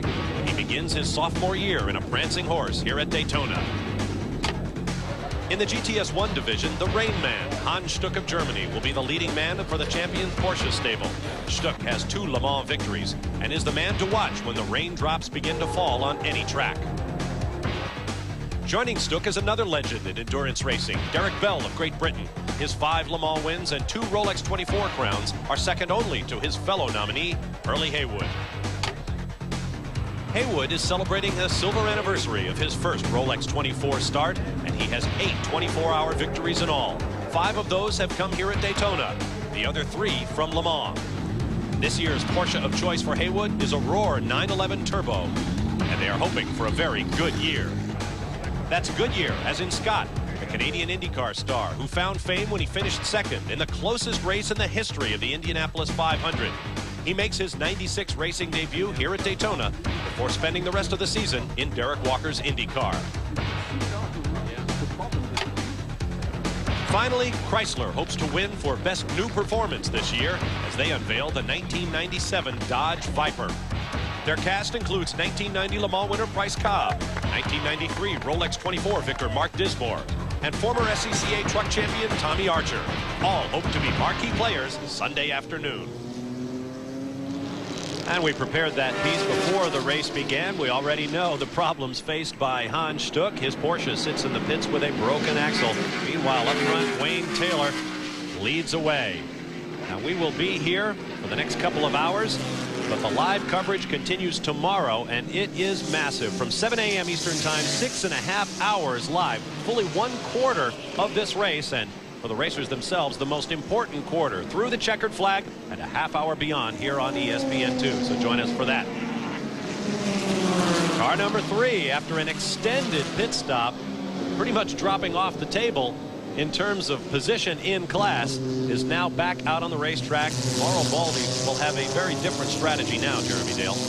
Well, yeah, and we've been talking up here during the breaks a little bit about the braking problems that car's been having all week, Jan. And here's another replay of that accident. It's very possible he just got in a little hot here because the brakes were maybe giving him a problem. But this is a fairly common incident at the chicane. But the front of that car is very fragile, and there you go. There's 20 minutes in the pits right there. Yeah, one of the things, they missed a lot of track time, and one of the places that, as you know, Jeremy, the toughest place to really get a feel for the braking is coming into that chicane, because there's no real good reference point, especially at night. Especially at night, and I think that you can see as Mauro pulled the car out of the pit lane, he gave it a little wiggle with the steering wheel to see if everything felt okay in terms of suspension. They have done some body work and some radiators and stuff, but no suspension work on that car. There you see our top 10 right now. Incidentally, Mauro Baldi brought the number 3 Ferrari back on the racetrack in 65th position. Wayne Taylor leads away. Andy Wallace runs in second in the car James Weaver will climb into later. Weaver runner-up in the driving championship in the Exxon World Sports Car Division last year. 14 laps down is Mauro Baldi, but 14 laps is not an insurmountable obstacle in this race. We've seen cars make that up before. There is the number 5 car in the GTS 1 category. He runs in second place. And he has only 8 world sports cars in front of him. The first place car is the sister car, number 1, which is on the same lap with this machine and runs in 6th place, while the 5 is in 10th. It's interesting to see the Oldsmobiles going out and so far being trouble-free and running probably quicker than some people expected. Some people actually thought maybe the Porsches could run harder once we got to race conditions, but Jeremy doesn't look that way right now. No, and I think you can't underestimate this Briggs team and the Oldsmobile Aurora effort. You know, it is a factory program. There is a lot of engineering behind this car. And, you know, they're here to win this race, and the strategy will be to run a good, solid pace. They've got good drivers, and, you know, there they are, 1-2 in class right now, only 2 laps off the lead. And I think we'll see them right up there. And you can see the first Porsche is way down in 5th, but, again, they're on the same lap, so still a very close battle. Now here are 2 cars battling for position in the overall, though they're running in different classes. Craig T. Nelson, his Ford-powered RNS Mark III chassis with the headlights on, being challenged by that Aurora 4.5-liter V8 Oldsmobile. I say 4.5 because there are 2 types of Aurora V8s in this field. A 4-liter in Wayne Taylor's World Sports Car, 4.5 in the GTS 1 machines.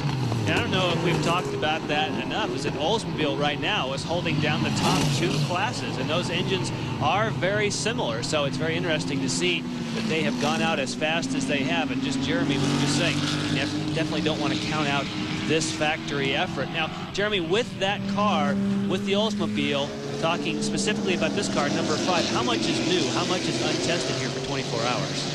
Well, I guess the biggest issue right now is the V8 Aurora engine, because it has not really been racing. But, you know, the motor is very well developed. The engineering work is very serious. And I don't doubt that they can make the 24 hours. And again, the team is very experienced. And so much of it is the team and how they approach the race and how the drivers approach the race. So I have a lot of confidence that that car will get to the end. And the Auroras will have a very good showing here. Car being shared by Charles Morgan, who owns a computer software company in Conway, Arkansas. His son Rob will drive, along with former NFL football player Joe Pezza from Locust Valley, New York, who won the last IMSA GTO championship a few years back before Exxon signed on with sponsorship and the classes were joined together to form GTS1 and GTS2. John Gooding, Trans Am veteran, will also be in this car. This is the #1 now, the sister car that leads the category and runs in 6th place overall, which is an outstanding drive thus far. Looks like he's actually catching up to the number 43 WSC machine. It's kind of a great story behind that. Every time that car crosses the start-finish line, about $50 will be going to the Cystic Fibrosis Foundation. So not only do we have people out here trying to win races, we have people also raising money for charities. Is lowering once again here at Daytona International Speedway. You'll see a little precipitation on the lenses of the cameras from time to time. It is misting, but there is no actual rainfall on the ground. Oh, and there's a disappointment. Car number 26, that unique mid-engine Porsche 911 owned by Tom Hessert. That car was to be shared by IMSA owner Charles Slater, but they have some very serious looking problems out there in the grass. The driver remains in the car. Only the driver may work on the car in competition at the Rolex 24. We'll be right back.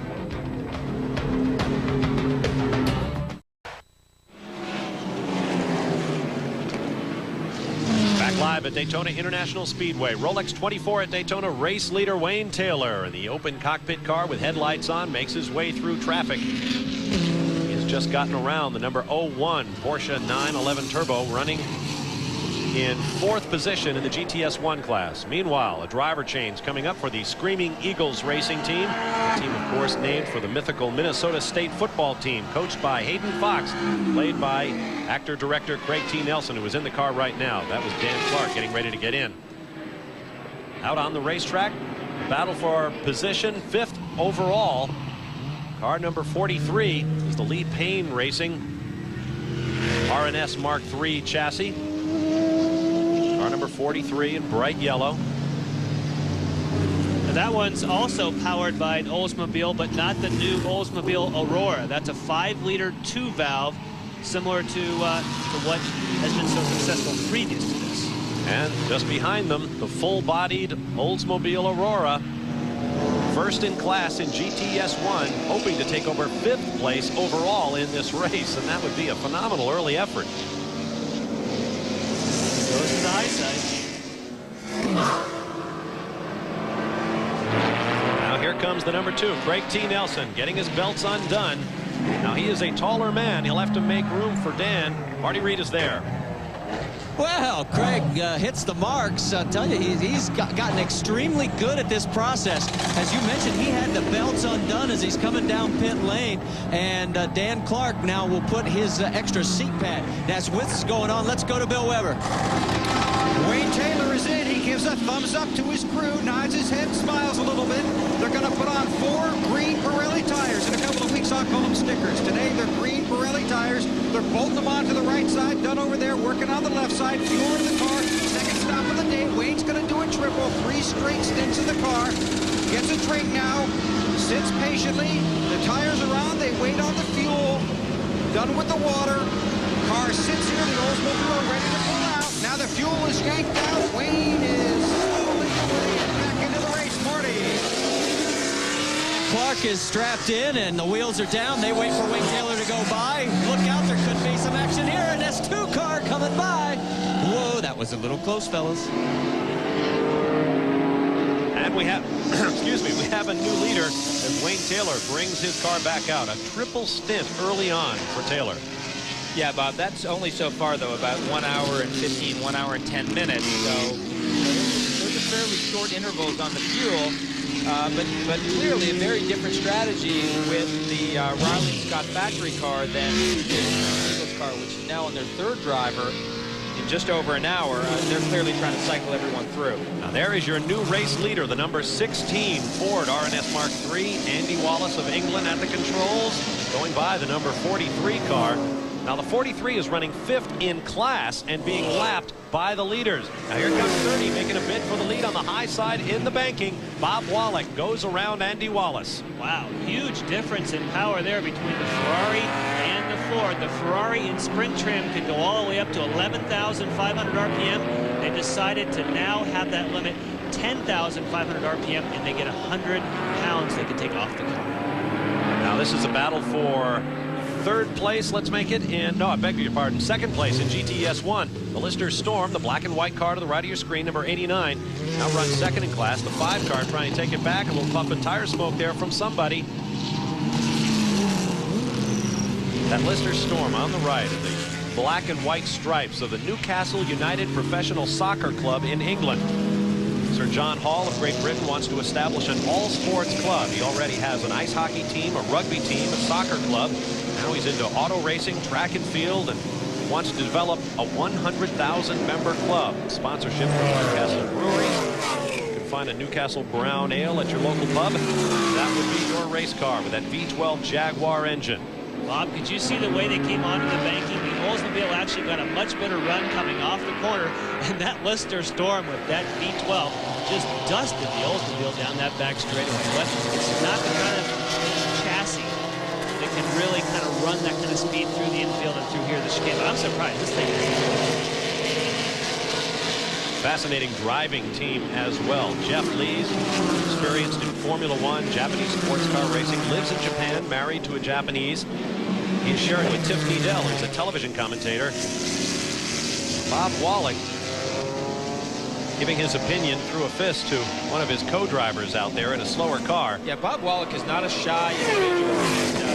And he will be pretty aggressive with that car. And as we've already noted, very experienced in endurance racing. Doesn't necessarily mean he's patient, and he will certainly throw the car in there. Very aggressive guy. But they're not running the kind of speed that we saw when they went out there on fire. Those last couple laps for these two cars were in the 149 flat range. And that's more like the kind of pace you're going to expect to see in an event like this. And as I said in our opening, you know, there are going to be those laps where you're going to give up 5, 6, 8 seconds. That's just the way it's going to go. Look at the fog. From high overhead, that's exactly the point I was going to make. You see how we're beginning to lose visibility, and if there's one thing that would threaten this race, it is not rain, snow, wind, what have you. It is visibility. And if the fog comes down, officials are going to have to take a very hard look at this race. It is not unprecedented for the Rolex 24 at Daytona to be red flagged. It has happened 3 times in the 33 previous runnings of this race. Reviewing our field now. Number 30 Ferrari with Bob Wallach now at the controls is up front, being chased by Andy Wallace in the car he shares with James Weaver. Wayne Taylor runs 3rd in his Oldsmobile, and there you see the rest of the top 10, including 4 GTS1 production-based cars. 11th through 20th. More of the GTS1 machines, and our leader in the GTS2 category, Ferdinand de Lesseps in a Porsche 911, being chased by Jeff Perner, who has raced these sorts of cars for many years, especially on his home track at Road Atlanta in Georgia. You see the clock ticking away. 22 hours, 43 minutes to go in this great race. 31st through 40th. Very little attrition thus far. Only a handful of cars out of the race. Although history tells us that will change, especially during the nighttime hours, as the race begins to bear down on the contestants.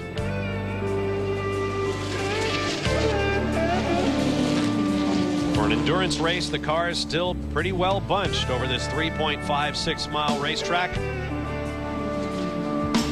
Our story is just beginning to unfold, and we'll be back with more live from Daytona in just a few moments.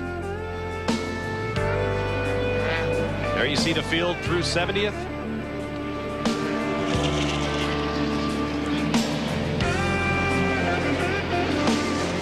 You see those cars very many laps down. No one officially determined to be out of the race, but our leaders are in. Bob Wallach brings in the Ferrari.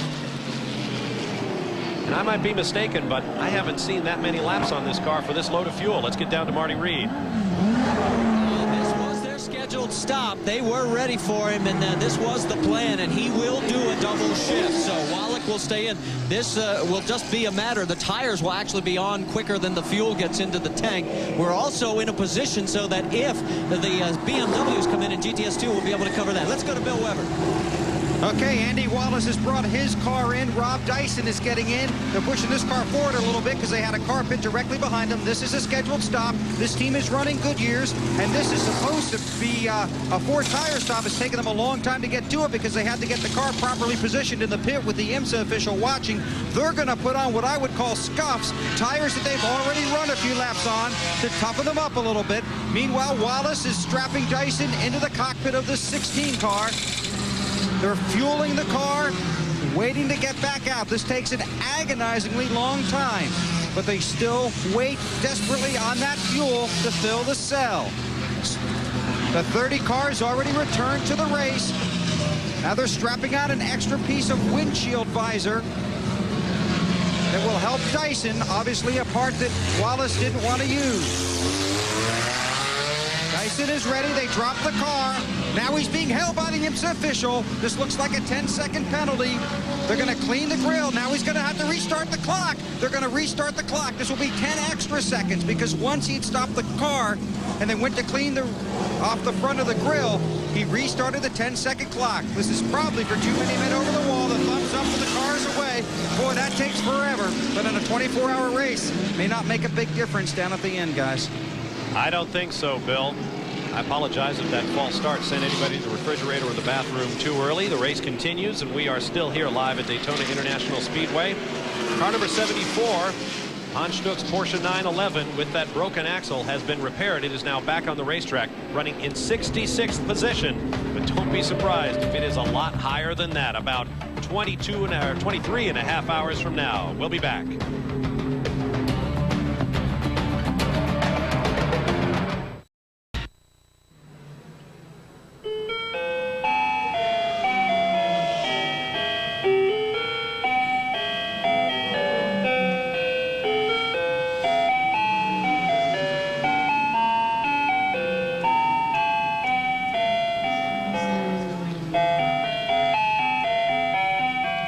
Nothing Mickey Mouse about that clock.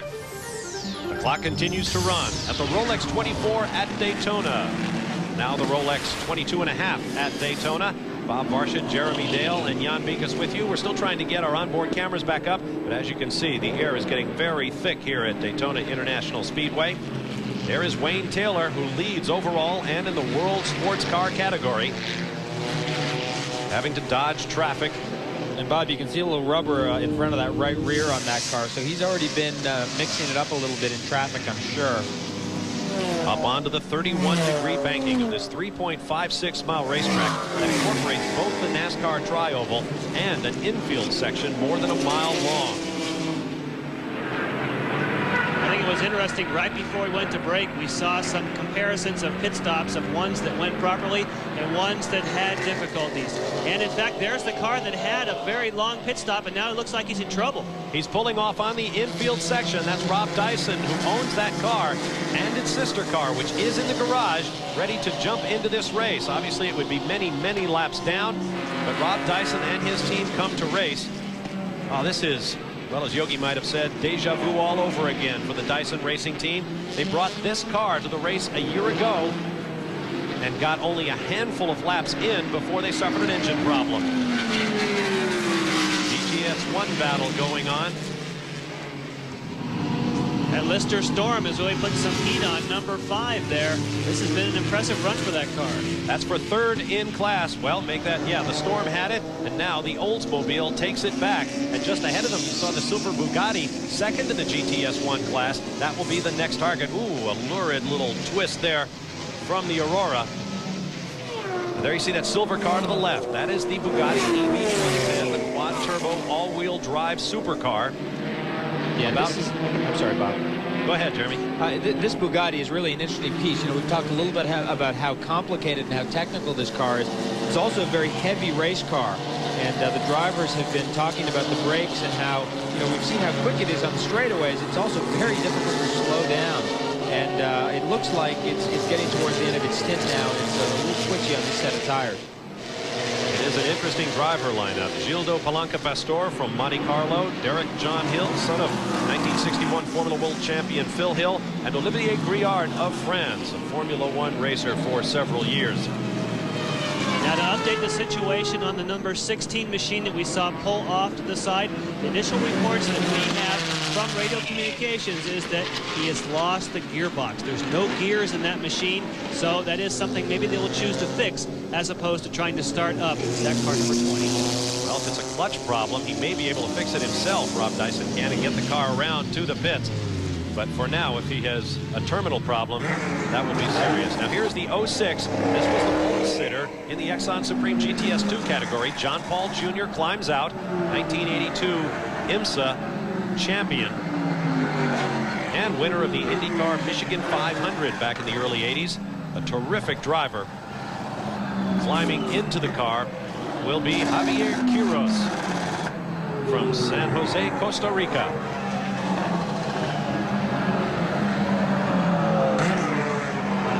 In addition to helping with the belts, Paul will be telling him anything about the car's mechanical makeup that he can. Marty Reed has more. Yeah, Bob, Javier Quiros, he's not well known in the United States, but is a very good road racer down in Costa Rica. The one reason the team really loves him so much, he brought Costa Rican coffee with him, and they love it. And they're going to need plenty of it deep into the night. Many of the members of these teams will stay up all night long to help get their driver and car through this gargantuan effort. Here's a program note. Live National Hockey League action is coming your way on the Deuce tonight at 10:30 p.m. Eastern Time.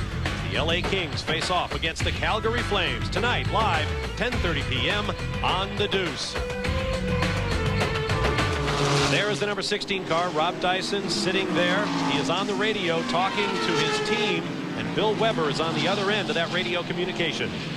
Well, actually, Butch Leitzinger was on the other end of that. You can tell us what's wrong with the car. Well, I'm not sure exactly, but something in the gearbox. I'm not sure if it's internal gearbox or it might just be the linkage has gone bad. The crew went out to check the car, so they'll be able to assess the damage. So he can't get it back by himself. Not right now. This is heartbreaking. A bad luck couple years in a row. Yeah. Hopefully this one we can fix it and get back out. Last year was his engine, so we were done. Okay, Butch. Thanks a lot. Back up to you guys. Butch Leitzinger is one of, by my count, unofficially 15 second-generation racers in the field for this race. They are a story in their own right. Wayne Taylor coming up now to catch that Viper we saw in the pits for an extended period of time with underbody problems. And from the looks of the rear, you can see the fuel tank. They've taken the underbody off that car completely. Yeah, it looks like that rear lower bumper section has been pulled off that car, missing. They are well down in the running order. Take a look now through the windshield of the 07 Valvoline BMW M3. On the infield, the International hairpin. There he is accelerating down the infield straightaway. Now we ride in the number 74 Porsche back out after that broken axle problem. The driver, that helmet is familiar to Formula One fans. Terry Boutsen from Belgium. Formula One winner with Williams. He also drove for Ligier, Jordan, and a number of other teams. On board with Bob Wallach in the open cockpit Momo Ferrari 333 SP.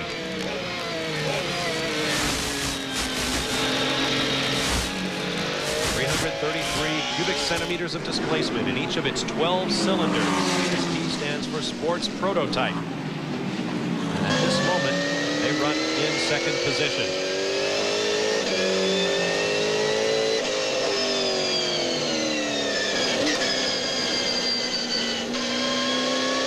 How much different it is in an open cockpit car as opposed to these fully enclosed machines. And here comes the Bugatti. Bill Weber standing by. At the top of the show, we talked about the Bugatti, and here it is on pit road. And another one of those second-generation drivers is climbing in. This time it's Derek Hill. He's climbing in. They've got the car raised up. They're going to put on 4 new tires. They also are going with scuff tires here, tires that have already had a few laps put on them during one of the earlier practice sessions.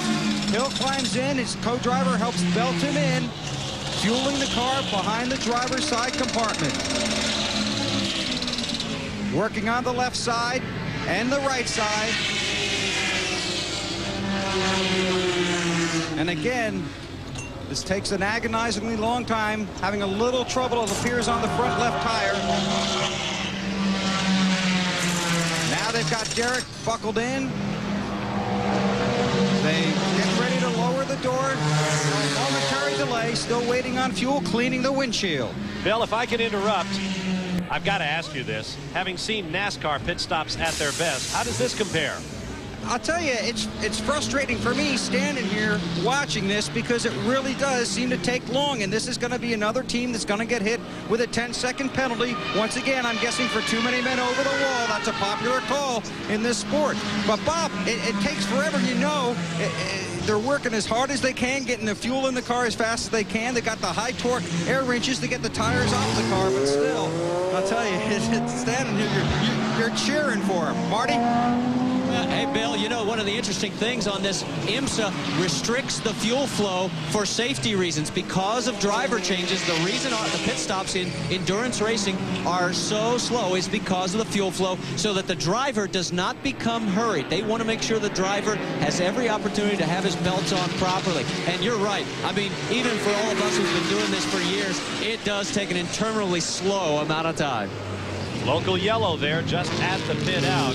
Comparing this race to the 24 Hours of Le Mans, I've listened to that race on radio with British broadcasting teams. They actually have sets of announcers that do nothing but cover the pit stops because they can go on for 2 or 3 minutes at a time, and it can be difficult for one man to carry it. Bill Weber's doing a nice job as the rookie here on our Daytona team. We'll be back.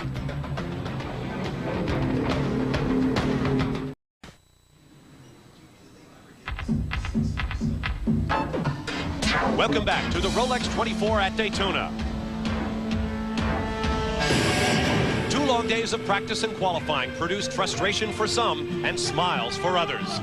A good qualifying performance meant handshakes all around.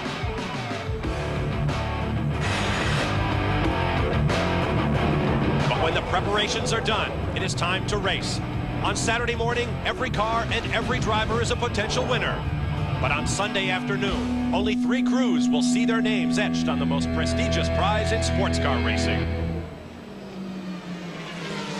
Tonight the sun will set, but our ESPN2 crews will be here to cover the action through the night, and we'll have all the highlights when we return tomorrow, Sunday morning at 7 a.m. Eastern Time, 4 a.m. Pacific. Be sure to join us for the final 6 hours and winner interviews from the Rolex 24 at Daytona.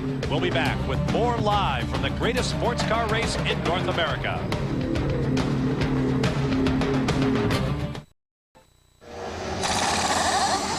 Back at Daytona International Raceway at the Rolex 24. This is a pit crew's nightmare. The sister cars from the Oldsmobile Aurora teams are in here at the same time. The 5 car came in first. That's the second car in your picture at the back.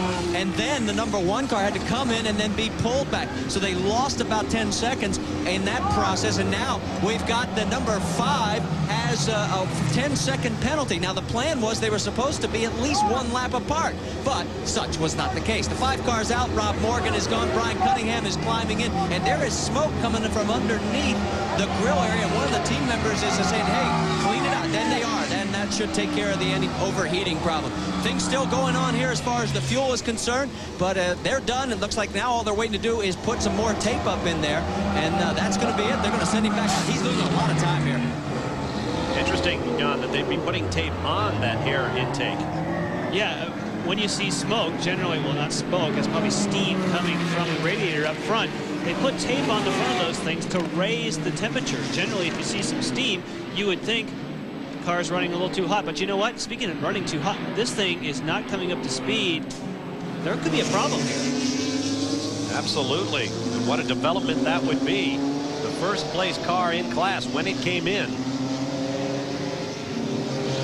But on the same lap with several rivals, and he is very slow coming up to speed. I'm not sure exactly, you know, a lot of times when you pull out of the pits after a pit stop, sometimes you can have gearbox trouble, but now looks like, well, I don't know, he's certainly just idling around. It'll be interesting to find out what happened there, if it happened during the pit stop or, you know, just engaging that thing, leaving. If I understood Marty correctly, Brian Cunningham, grandson of sports car legend Rick Cunningham, is now in that machine. Now he looks to be going at regular full tilt boogie. Well, my two, of course, will probably get updated from the pits, but I would speculate one of two things. Either using the lower gears, they're gone. In other words, maybe they're missing first or second gear, or possibly he hasn't had much time in the car and he's just not used to it, wants to be careful. All right, Marty, can you add to the story why Brian is so slow coming up to speed?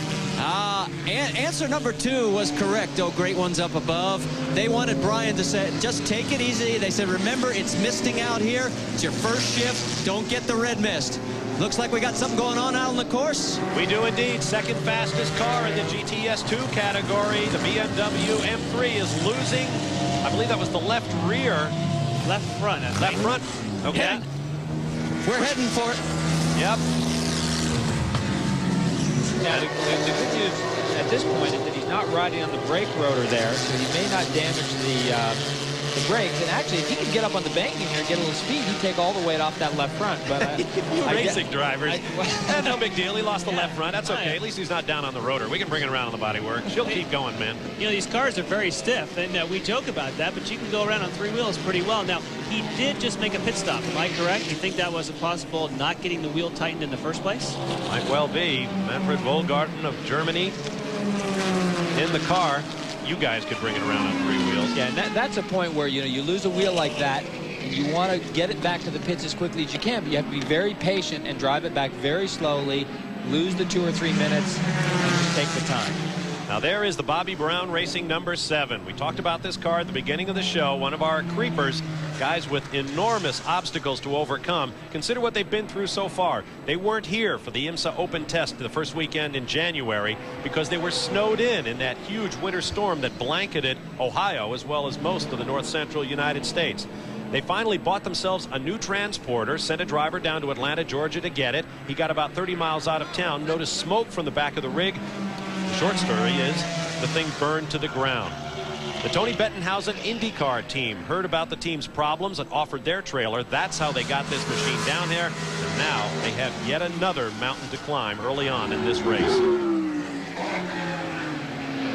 Now there is car number 3, Mauro Baldi, who has been in this car but not necessarily running well for most of the early portion of this race. Bill Weber, what can you tell us? Well, they're getting ready to pit. Michele Alboreto will get in the car. We can probably get a quick word here with Michael Phillips, who's the team manager. You're getting ready to come in. You're 14 laps down. Update us on the situation, Michael. Well, Mauro came off on the dirt, damaged the nose box. It took us 24 minutes to repair the car. Fortunately, it happened in the first hour. We have 23 hours to catch up. Okay, we'll be back with more on this. Let's go down to Marty with the 07 BMW. Well, they are working on that left front wheel that you guys described coming off. They were stunned when we were the ones that told them. They thought they just had a flat, and I said, hey, you've lost the whole wheel, and eyes got very wide. It does not look like he did any severe damage. They checked it over. They are putting the left front back on. So this is going to be a quicker stop. Oh, wait a minute. It may not be able. The threads may be stripped. We'll keep you posted. All right, thank you, Marty. They don't look too bad there. I don't know, might... They have files that are great for that job. 63 is it now? Yeah, this is a car I really want to keep an eye on because Jim Downing has such a fantastic record in IMSA racing overall, but certainly in these endurance races. And I think this car has a really good shot. You know, it's not one of the front running cars. It's not one of the high-dollar teams.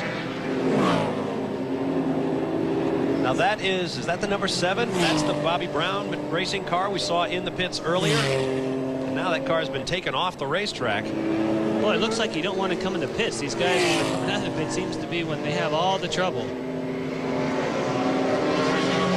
Probably came out of the pits on cold tires. And off to the right of your screen. Now there is the number 30 Ferrari running second overall in the race. Ooh, kind of missed that breaking point a little bit, lighting them all up. Yeah, first lap out of the pits, not uncommon. And I think that's why we saw Brian Cunningham taking it easy. You know, his first stint in the car, just go out and build up the speed very slowly. Jim Downing machine remains in the pits. Tim McAdam has climbed out for Rookie of the Year in Trans Am Racing. Meanwhile, the 07 Valvoline BMW M3 crew still at work. Marty, what's going on? Well, they have tried everything so far. They have cleaned the threads, and now you can see they're taking a test run. It's whether or not they're able to put the lug on. It looks like it's very close to being able to go all the way on. They're going to try it one more time. Yes, I think they just got it. Now they'll put some more lubricant on there, and I think they're going to put it back on, and they're going to go with it. They may have some fun getting that one off when they bring it back in again. Well, they're trying to put a lot of anti-seize on there to make sure that thing will come off next time. But I did notice that, in fact, they had locks there. But before we get into that, let's go down to Bill Weber. Well, the Scandia Ferrari is here. Michele Alboreto will climb in. Mauro Baldi gets out. They're checking the tires. It doesn't look like they're going to make a tire change, so they're going to fuel the car. And Michele Alboreto will take over the wheel. The third place car, the 36 car, now on pit road. Alboreto was not, he's not a very happy man. I was standing here talking to him on pit road while we were waiting for this car to come down. I said, it's frustrating. He just shook his head, and I won't tell you what he said. The 07 returning to the fight. They continue to work to get the steering wheel back on for Alboreto. Now they pull away the fuel hose, they drop the car, and the 3 car trying to climb back in. It wasn't that long ago when Mario Andretti came back from about 30 laps down on this thing. And a few years ago, I sat behind pit wall here while Dorsey Schrader and some of his guys in a Roush car played cards for the last 3.5 hours and still won the race because they were so far ahead when they fell out on the final hours. No question about it, Bill. You can really come from a long way back in this race as you watch the number 36 Courage Chevy.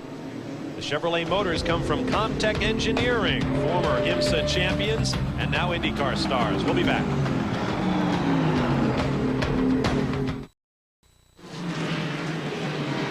Back live at Daytona. About 13 minutes into the second hour of this race. There you see our full field rundown. Wayne Taylor out front, as he has been one of only 2 cars to lead this race in the early going, and then the pit stops began and we had a shuffling of the leaders. GTS1 leader well up into the field, 11th through 20th.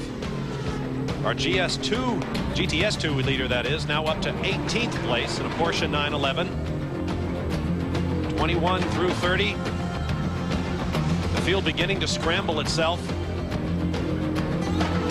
as the pit stops jumble the order, and the weather continues to close in on Daytona International Speedway. The visibility getting worse by the minute, and that is the biggest single threat to the race at this moment. Way too early to make predictions.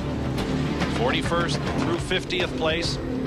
And notice these cars 10, 11 laps down. They are certainly not out of the running at all in merely the second hour of this 24-hour marathon. As Bill Weber mentioned earlier, you can be 30 laps down and come from behind to win this race. A.J. Foyt could tell you about that. He once led by more than 10 laps, only to find himself get caught in the closing moments by the late Al Holbert's Porsche team to claim victory in one of the closest finishes of all time in this race. Down in the pits, the number 36 Courage Chevrolet, and as I mentioned before the break, the engines come from the United States, from the Comtech Engineering team that sent Parker Johnstone to several what were once known as IMSA Camel Light Championships. They are now in the IndyCar ranks running Honda power. And Bob, the Comtech team built the V8, the Oldsmobile V8s that we ran with Brits Racing the past 2 years and won World Sports Car with. So I'd be surprised if it was a motor problem, and it looks like they're working behind the motor, maybe down lower towards the gearbox, but it's hard to tell just looking from here. Another beautiful race car. There were to have been 2 of these Courage examples in this race. Only one finally made the starting grid. Interesting to note that we seem to be having a lot of gearbox problems. We've heard that a lot up and down pit road, and we're also kind of keeping our eye on number 25 there. That's another thing. We've seen gearboxes and tires coming apart. Now we have 5, 6 different tire manufacturers represented here, and a great deal at stake. We referred to it as tire wars during the practice and competition. I'm wondering if maybe some guys are fudging a little bit on the compound, going a little softer, a different construction to try to get those few extra places on the grid. And now they're finding that the tires aren't holding up under race conditions. Yeah, you know, and what they may have done is, you know, the race normally would start in warmer conditions, sunnier conditions. You would run a harder tire, maybe because it was cool and it wasn't sunny. They may have started with softer tires, something that they would normally run in the evening hours, and maybe that is becoming a factor now. It's hard to say. That's the Porsche 911 number 25, owned by Angelo Keeley from Atlanta, Georgia, sharing it with Anthony Lazzaro, Peter Fossetta, and Jerry Jackson. Race leader is in the pits. End of the third stint for Wayne Taylor in this car. Somewhere out on the racetrack. Now, this is a replay, and I wanted to mention this area of the racetrack. This is one of the dodgiest areas of the racetrack where you tend to want to go under cars in there. Man. And that is a classic incident in that part of the racetrack, lapping slower cars. He took out that cone, and man, let's get down to Bill. What's happening down there, Bill? Scott Sharp climbing in the car for Wayne Taylor again. It's 4 fresh tires. They've already changed the right side tires, continue to fuel the car, tightening up the left-hand sides as Wayne tightens the belt on his teammate. Scott Sharp pulls over the other shoulder harness. Now they'll work on the 5-point connection. They have finished the fueling. They're cleaning some debris out of the front of the grill. Watched closely by the IMSA official. They've got an air hose down there to try and help out. Now they're going to sit here and make sure they get this right, and then they'll send him away. Let's go down to Marty. Well, Dan Clark has brought the number 2 entry in with the driver change. Case Montgomery will go in for his first shift. So they are doing single shifts here, as this will be the 4th driver. The first team that has put 4 drivers into the race car.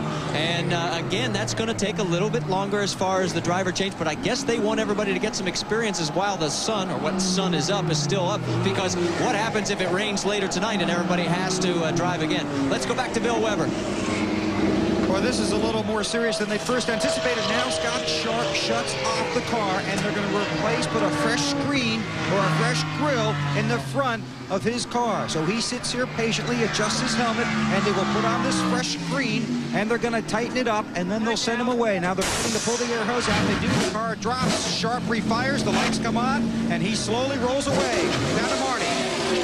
And we're still waiting for Case Montgomery. They're making an adjustment at the back end of the car. It is done. And now he fires it up, gets the signal. You got to turn on the headlights. WSC cars must run with headlights.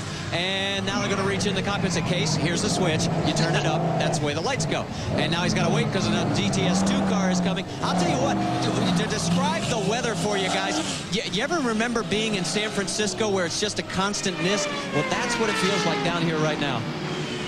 All right, thank you, Marty. Case Montgomery can be excused for not knowing where the light switches were. He has not had much time in this car. No, actually, Bob, no one's had a lot of time in that car, because I believe that car got delivered about a week ago, and they've had very, very little time to get up to speed with this car. Let's get down to Bill Weber, who's standing by with Wayne Taylor. And a great run for you. How'd it feel? Yeah, everything was working really well. The car was fantastic. You know, the Ferraris had the legs on us in the straightaway, but we certainly had a very, very drivable car. We're running a lot less revs than we can. We're just really nursing the car, and everything's going well. Unfortunately, my last lap, one of the cars put me off in the dirt, so we wasted a bit of time. Doing really well. Weather and visibility, how are they playing into this? Visibility is terrible down the back straight. There's a lot of fog. You can't see where you're going, but you know, it's part of the game. You're limping a little bit, you okay? Yeah, no. Okay, that's Wayne Taylor. He did a triple. Now he's out of the car, and Scott Sharp is in it. Wayne Taylor has the distinction of winning the first Exxon World Sports Car Championship, and he did it without winning a single race, driving for Jim Downing with Mazda Power. Very consistent race driver. This year he says, I want to win races. So he has gone from that car, Gianpiero Moretti's Momo Ferrari 333 SP. Now he is in the factory Oldsmobile RS Mark III up there. And of course, that car will be a very, very competitive car throughout the season with the Aurora V8. Down on the infield, lots of traffic once again. It almost looks like nighttime's coming early here. This fog is really coming down early. Now the 05 car runs 8th overall and 4th in the GTS1 category. So here's the situation. The number 30 Ferrari leads. World sports cars run 1, 2, and 3. The 2 lead cars are on the same lap. Everybody else is 3 laps down. But after those top 3 WSC cars, GTS1 machines are running 4th, 5th, 6th, 7th, and 8th. And in 9th is a World Sports Car, the Bobby Brown machine. And then 10th and 11th are GTS1 cars. So the production-based machinery putting on a great show early on in this race, making a bid for a possible victory, and it would be the second in 3 years for a GTS1 car. But that story is still a long way from being told.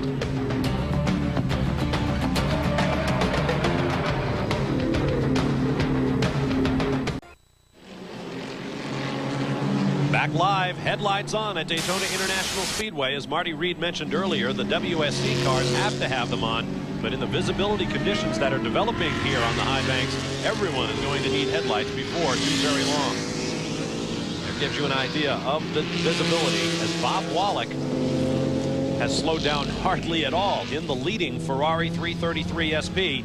He has gone around the number 4 being driven by Scott Sharp, and that puts Bob Wallach in the leading car on a lap all their own. Yeah, and of course that pit stop, that long pit stop that Riley Scott in car 4 had to make surely cost them a bit of time. They had an extra minute or so in the pit, so that's about half a lap right there. Down slow on the apron is the Lister Storm with that 12. Glad to have you with us here at Daytona International Speedway. We'll have a few hours of coverage yet today, and then remember, 6.5 hours of live coverage tomorrow. Scott Sharp, the youngest Sports Car Club of America national champion ever at the age of 18. Driving with the PacWest IndyCar team this year. He's also driven IndyCar for A.J. Foyt. You know, these first stints are always difficult. You know, when you get in the car, it's your first stint, especially in conditions like this where you can't see very well. You may have a car problem of some kind. It's always a difficult time, and it's always difficult to get settled in. You can see Scott's now picking up the pace a little bit. It's not as if Bob's just driving away from him now. And once again, there is no rush to get that lap back. There is plenty of time. Plus, I think they're in a different pit stop sequence. I mean, I would imagine that the Ferrari's going to be in quite a bit earlier, because we just saw the Oldsmobile pop into the pits here just recently. So I think they've got a little bit out of sync, so I don't think he has to be too aggressive. But, you know, this is kind of nice. When you can chase somebody down in your first stint as opposed to having somebody put pressure on you, that's probably the best way to go about it. Now they'll make their way around the infield. There's the high-speed King taking it a little over 100 miles an hour, I would imagine, Jeremy. Yeah, I would say something over about 130 miles an hour. Very quick corner. And one of those areas where you really catch a lot of slower cars. Now here's a look at the Exxon Supreme GTS1 category only. Darren Brassfield, who was the pole sitter, now leads 3 laps down to the overall race leader, followed by Hurley Haywood, marking his 25th anniversary here at Daytona. He is a lap behind the class leader. Derek Hill in the Bugatti running very well, and this is not a season debut. Well, it's a season debut, but not a series debut for that car. It was driven to 7th in an endurance event at Watkins Glen last year by Gildo Palanca and former Formula One driver for Ferrari, Patrick Tambay. Look out, Scott. Oh, that was the same place that we saw his co-driver get squeezed, but Scott Sharp, aggressive, stood on the throttle, and it looks to me like if I was Scott, I'd want to get my lap back. I mean, he's close enough to make a move right now. I know he doesn't want to put the car in jeopardy, but if there was a caution flag now, he'd really want to make sure that he was ahead so he could pick up a full lap. The clocks continue to roll. Time continues to tick away as we work the 3rd hour of 24 here at the Rolex 24 at Daytona. 3 o'clock Eastern Time. Beginning the 3rd hour on Saturday, February 3rd. The Rolex 24 at Daytona, one of the great sports car races in all the world. Jan Beekes, Jeremy Dale along with me, Marty Reed and Bill Weber patrolling the pits. And that has been a cold and soggy assignment thus far in this race. Hopefully we'll get a little sunshine before it's over. We have a long way to go. Now there are the 2 GTS1 team cars running close together. Number 1 and number 5, but they are not on the same lap. Number 1 is the class leader, 3 laps down to the overall race leader, but the number 5 is a further lap behind. See in the back of that picture, that was the number 36 WSC car, so that has rejoined, but lost a lot of time in the pits. Rob Morgan is in the number 5 machine, and look at the racetrack there. I know it's misting, it's not falling heavily, and yet where the cars are going on the racing line, it is noticeably lighter. So I think off the line, a driver could be caught out. He's going to find out that it is much damper off the racing line. No sign of visible rainfall, but I believe that racetrack is getting wet.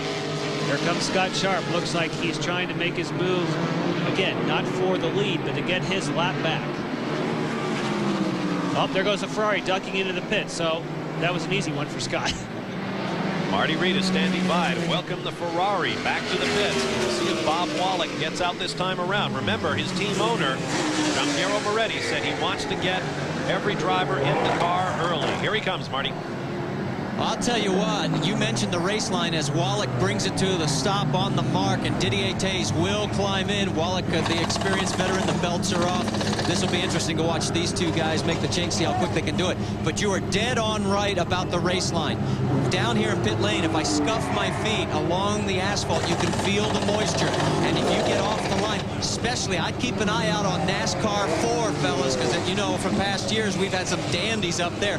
The mist is just getting heavier. And as far as the time, think about this. Kick this around up there, guys.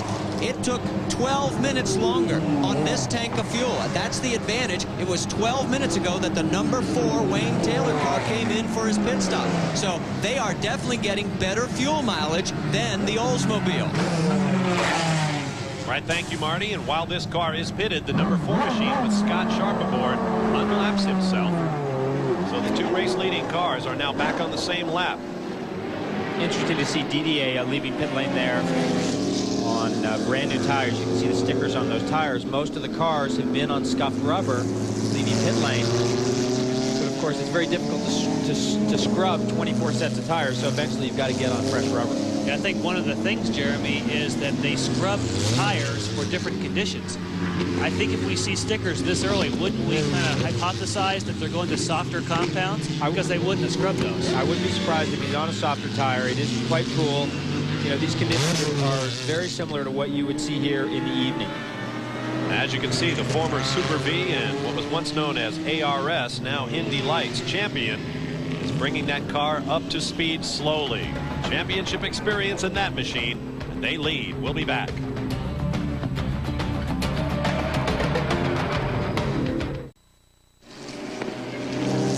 Back on a misty afternoon at Daytona International Speedway. The Rolex 24 at Daytona continues in deteriorating conditions. There is Belgian Didier Tays, who put this car on pole. He has the Ferrari out in front of the race right now. There is the number 20 Dyson Racing Ford, many laps down, having taken the place of the number 16 car. Actually not taking its place, but rejoining the race. This car was started and then parked while the 16 car ran until it broke. Now he's approaching the chicane. Butch Leitzinger at the controls, and moments ago he had quite a moment there, taking that same line, trying to get down under traffic. Let's take a look at what happened just 2 laps ago as Butch Leitzinger tried to make up time. Sometimes you get yourself in even deeper trouble, Jeremy Dale. Yeah, you can see we've talked about this when we saw Wayne Taylor's incident here, and this is a little short straight where you want to try and get by a couple of cars, and he's offline there. We've been talking about the conditions offline. He goes to the power aggressively. Maybe the car handles a little bit different than the last time he drove it, but he's definitely pushing hard. Now, once again, this car is in the race after its sister car, which was running well up the standings, broke. Bill Weber is standing by with the team crew chief, Pat Smith. Bill? And Pat was just looking at the computer readout. You're 75th right now, but like you said, basically you're starting the race 2 hours late. Yes, we qualified this car actually ahead of the 16 car, but the 16 car was prepared to last the distance. Looks like the input shaft in the gearbox broke, so we have no connection. Rob pulled to the wrong side of the track, so we can't get to him to fix it, so it's going to sit out there until we have a full course yellow or a red. At that point, we decided to pull a 20 car out because it had qualified and was able to race. Basically started it 2 hours later. I just said to you that'd be a great story coming from 75th to win, and you said, well, Yeah, it'll be a great story. It's kind of fairy tale-ish, but I believe if we keep going without a problem again, we could finish in the top 5. Okay, guys, he said anything could happen. Let me show you one thing here. Let Ralphie pan on over here, and we'll show you one thing right down here. They've got rain tires ready in this pit because they were just telling me that a lot of times it rains harder on the backstretch before it gets to the front stretch here at Daytona. Let's go to Marty Reed. Thanks, Bill. Standing here with Bob Wallach, a double shift. You don't even look tired. Good run. Well, the car is fantastic. The tires, just everything's just great. There is no need to race really. It's early in the 24-hour event, and we have plenty of time. And the traffic is quite heavy. Not bad, but it's a lot of traffic, you know. People, I'm sorry, but people have improved a lot driving, and the cars are much faster than before. So the speed between the real fast cars and the slower ones, the difference being not so big anymore, it makes it a lot easier. What about visibility out there? What's it like? Well, we do not have any problems because we don't have a windscreen. So we don't have to use the wipers, and it's pretty good actually for a sports car. But I see the GTs, I mean, they seem to be in trouble. But it isn't fog, it's sort of mist coming down slowly, so I wonder what's going to happen during the night. Well, guys, I can update you on the tire situation. You had asked about the fact that would they scuff new tires and why they were on stickers all the time. It's because they realize they don't have enough time to do 24 sets, and they've got experienced drivers, and they are on the same compound. Well, Bob Wallach may sound like a very laconic fellow, but a few years ago when running in this race, he helped bring a Porsche from well back in the field to lead the race through the rain. And then the car owner, Preston Hent, hired a new driver, A.J. Foyt, who got in the car. And I'll remember the interview till I died. Bob Wallach was standing in the pits just steaming, saying, Mr. A.J. Foyt is in the car. He doesn't know anything about it. Very hard, and now what's going to happen? Meanwhile, Supertex was out there cutting blinding laps in the dark and the rain. The two became great friends after that. Now the two cars are on the racetrack, and we have had a pass up front, and Scott Sharp comes to terms with that car that he has not had much time in.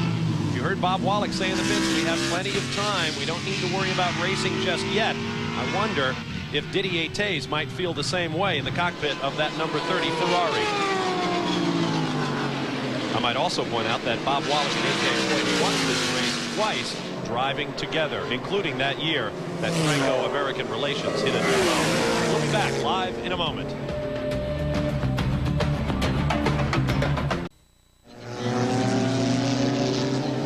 Heavy Saturday afternoon traffic here at Daytona International Speedway as Rolex 24 at Daytona race leader Scott Sharp, with headlights on, makes his way up high onto the banking to get around the slower traffic. Now tonight, here's a program note. ESPN2 has another great NCAA basketball doubleheader starting at 4 p.m. Eastern Time. 25th ranked Georgia Tech taking on Maryland, led behind Dwayne Simpkins. Then at 8:30 p.m., New Mexico tips off against 7th ranked Utah. Join the Deuce today at 4 p.m. for all of your ACC and WAC conference hoop action. There is the Dayglow Orange Viper I spoke about earlier in the race. They have had problems with this car all weekend, including losing the bodywork at one point, and now they have it pointed in the wrong direction. It looks like that rear wheel, that right rear wheel, could be askew. I don't know if there's an axle problem or if that wheel is loose, but oh, look at that thing. He's got a major problem there. Yeah, he's got a major problem. That is not four-wheel steering. The right rear has definitely hit something or just broken. That car is being shared by an international team of drivers. Bertrand Bayless, Terry Lecerf, who has driven many times at the 24 Hours of Le Mans, Marco Spinelli, and Jose Close. There is the top 10. We'll take another quick break and be back for more live coverage of the Rolex 24. Stay with us.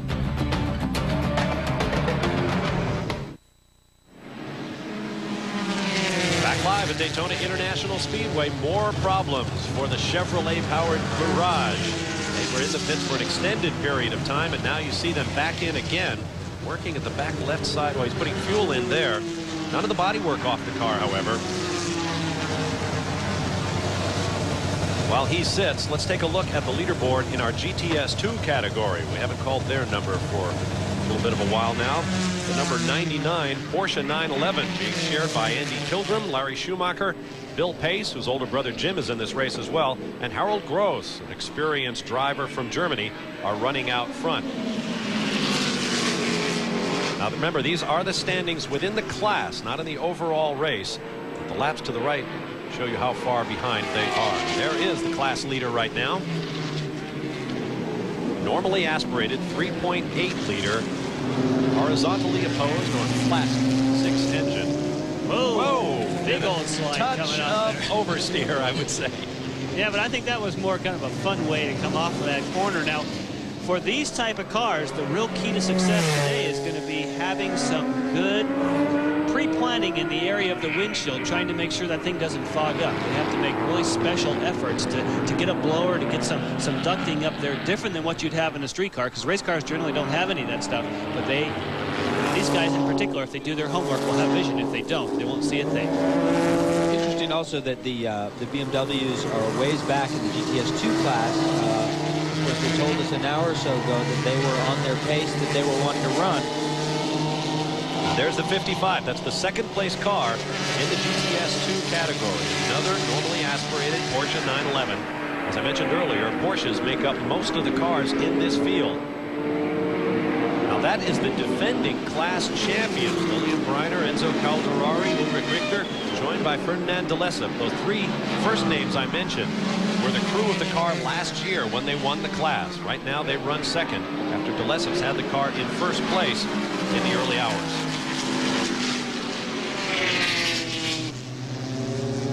Yeah, these Porsches run like trains. There's a lot of them, and they don't break. And it'll be very difficult for any of the other cars in this class, especially those BMWs, to make up laps during this race.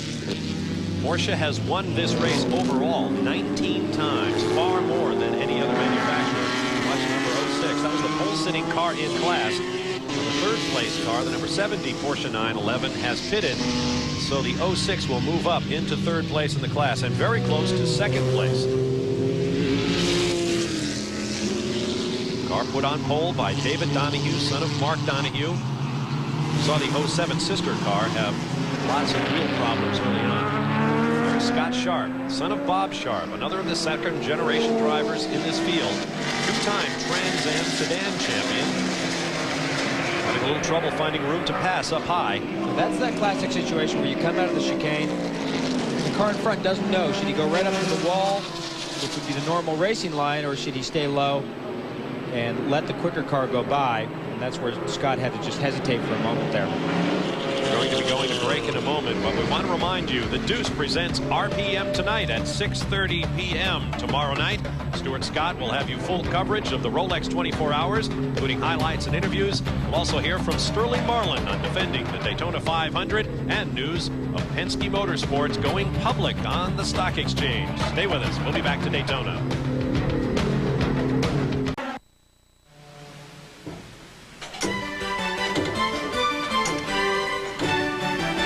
Today we call it a grandfather clock. It started out being called a tall clock, and it is certainly that. Time is of the essence at the Rolex 24 at Daytona. Although for some of the cars in the early running of this race, it cannot pass slowly enough while they try to make repairs. Let's take a look at the entire field as it presently stands. Scott Sharp has the number 4 Olds R&S Mark III out front. The only other car on the lead lap is Didier Taze in the Ferrari 333 SP that sat on pole for this race. As you take a look down through the rest of the running order, our GTS2 class leader all the way up into 15th place, and second and third in that class are very close behind, all running 6 laps behind the leader.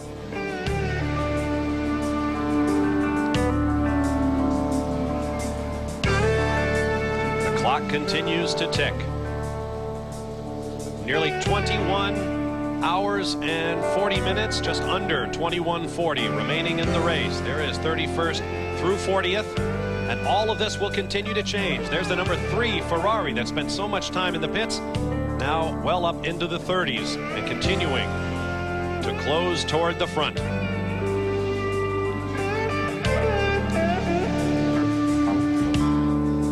The number 26 Porsche, well back in the field, that was parked by the side of the road for a long period of time, has made an extended trip to the garages and is now back out on the racetrack. Surprisingly, very few cars out of the race at this point. Though, as you can see, there are several that are well behind, including one that we'll be keeping a particular eye on, the number 20 World Sports Car, presently in 72nd position, 61 laps down to the leader.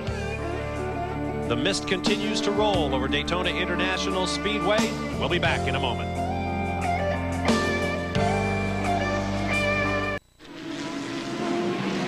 At the beginning of our coverage of this 34th running of the Rolex 24 at Daytona, we called this car one of our sleepers, someone who could force his way to the front and be a factor if any of our favorites stumbled. Lo and behold, flashing through the NASCAR trioval, Scott Sharp and company have the number 4 Oldsmobile RNS Mark III out front in this race with only one other car on the lead lap. We should probably say that there was a lot of discussion as to whether this was a favorite or whether this was a sleeper, because there's no question, as Jeremy has been telling us, it's a factory effort and they're putting everything they have into this, and right now it's going right according to plan. Another of our sleepers was the number 2 Ford RNS Mark III for Craig T. Nelson, Dan Clark, Johnny O'Connell, and Case Montgomery, currently running in 7th place. They started 5th.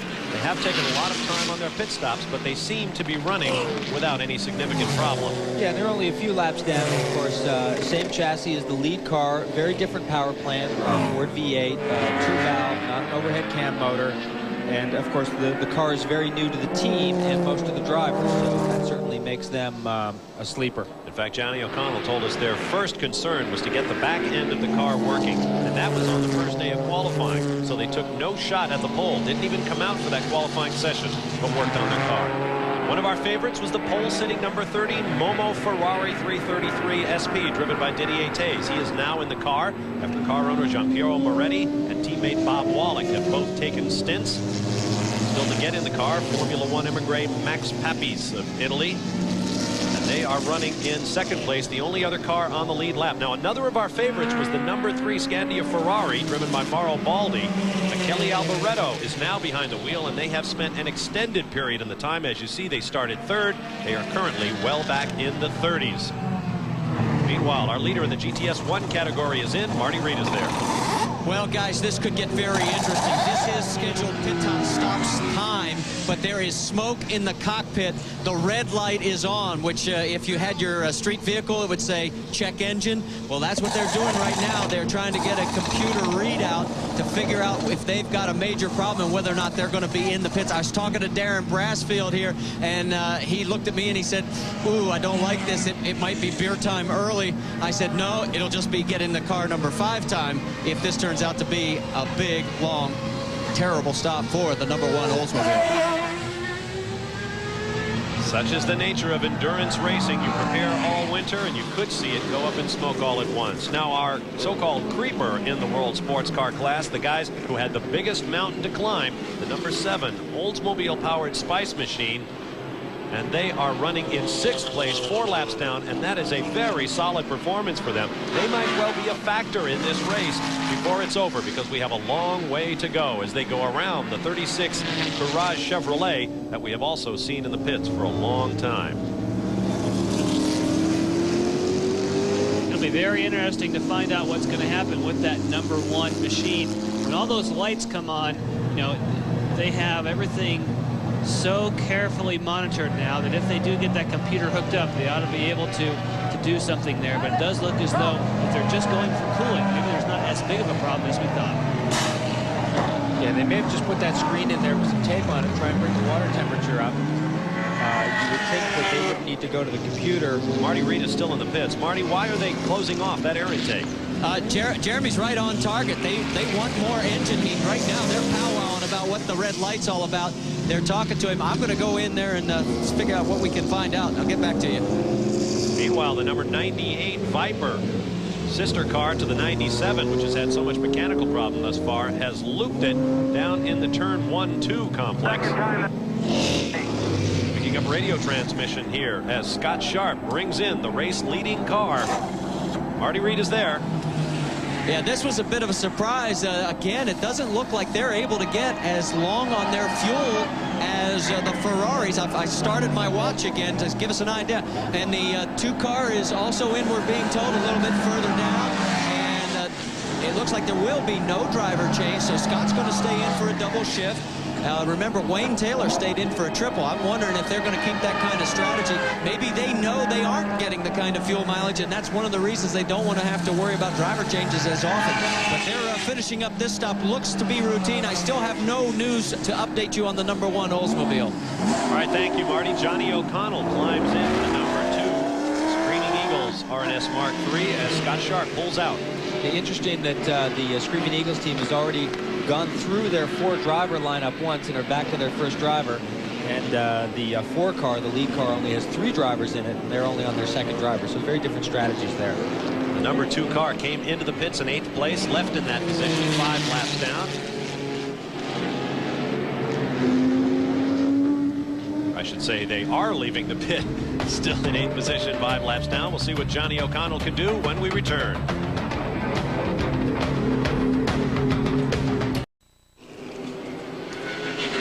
Live at Daytona Beach, Florida. Looks like one team's race is ending a little earlier than they might have anticipated. We're in a 24-hour race, working the 3rd hour. Already the number 57 machine being pushed behind the wall. That'll be a tough break for them. Meanwhile, the number 3 Ferrari, Michele Alboreto, going up onto the banking. And the number 63, 3rd place car in the race, is in the pits. Marty's there. And Jim Downing is going to be climbing behind the wheel. And talked to him before the start of the race, and he said, you know, Marty, he said, I really felt like we had our chance to win this race last year, and that bulletproof Mazda motor for the first time in 8 years let me down. He said, you know, we've taken that motor, we put it on the dyno 3 times. We cannot figure out what the real problem is. He says you get it up about 2 hours and something warps, and then when it cools down, you can't detect what it is. Believe me, it's not that old motor in there right now, and so far they are doing very well. I'm sure that Jim Downing is really pleased with their 3rd place finish. Now, right behind us, the number 5 Oldsmobile has come in GTS1, so their pit stop is going on right now. We can also update you on the number 1. The number 1 has a voltage problem. They're not sure if it's wiring or if the alternator is going down. If it turns out to be the alternator, they could be here quickly, because if the car gets too low in voltage, it could stall, it could die out on course, and then they got real big problems. All right, thank you, Marty. There's the number 1 car, which has dropped from the class lead back to 3rd in class, 7th overall, 5 laps down. They and the sister car, the number 5 that sits in the pits in second in class, are now 1 lap down to the new class leader, the 01 Porsche 911. Well, let's not forget the master of GTS1 here, who, you know, probably Jack Roush, who won this race, I think 9 times in a row. And they used to program in the gearbox change. I mean, that was part of the program for the race. So an alternator isn't a big deal. If these guys need to change the alternator, not a big deal. But again, they're competing against a Porsche. You know, we talk about the 01 machine there. That's 4th overall. And you look at that driver line: Hurley Haywood, Scott Goodyear, David Murray, John Osteen. I mean, if that thing doesn't have any problems, which Porsches obviously and often do not, it's going to be a tough day. Number 1 was one of our favorites. Another of our favorites was the 74 Porsche 911 Turbo that spent a lot of time in the pits early on. One of its drivers is Dorsey Schrader. After 40 minutes in the pits, they are back out on the racetrack. Bill Weber is standing by with Dorsey. And Dorsey, you now have a problem with the 72 car. Yeah, Bill, unfortunately, we're running pretty well, and I came through here down the tri-oval, and I had a big explosion. Looks like the cooling fan that sits on top of the motor has exploded, and we've lost boost. I tried to baby it back here, but without a cooling fan, it runs pretty hot. We're going to try to fix it, but tough break, really. We were running awful well. Thought we were setting the pace we needed to try to win this thing, and now we're backed up a little bit. So they got the 74 car back out. Yeah, 74 should be okay now. It had a rare CV joint failure. You don't get that very much. The guys did a good job, put it back together real quick, and you know, still early in a 24-hour race. We're not giving anything up yet. It's hard to find this man not smiling. We'll see what happens. You bet, but his car is now running in 56th position in the race. Now here's one of our sleepers, our number 98 Dodge Viper, running the GTS1 category. Very quick on Friday in 2nd practice and qualifying. currently running 6th in class. Bryce Cobb, Mark Dismore, Sean Hendricks, Tommy Archer, champions, all of them in one class or another of racing. And right now the car's looking pretty good. Although frankly, the manufacturer's representatives say we don't really expect this car to do well in its 24-hour debut here at Daytona. Well, you know, this is a brand new car that they're trying to develop. They have the other car with the blue stripes is the one they've done all the testing. But so far, this brand new one seems to be doing the job even better. Kind of thing that can happen in a race like this. Now the third car in line there with windshield wipers flashing. Another classic Porsche 911. And this one is leading the Exxon Supreme GTS1 category right now. On its driving strength, John Osteen, David Murray, IndyCar winner Scott Goodyear, and Hurley Haywood, the most successful endurance racer of all time. 5 victories in this race.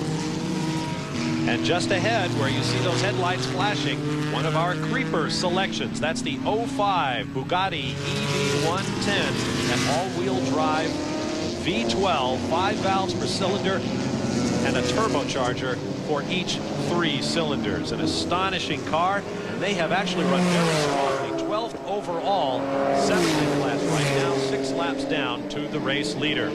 In a moment, we'll take a look at the GTS2 category. Our favorites, sleepers, and weepers coming up. Anybody hungry?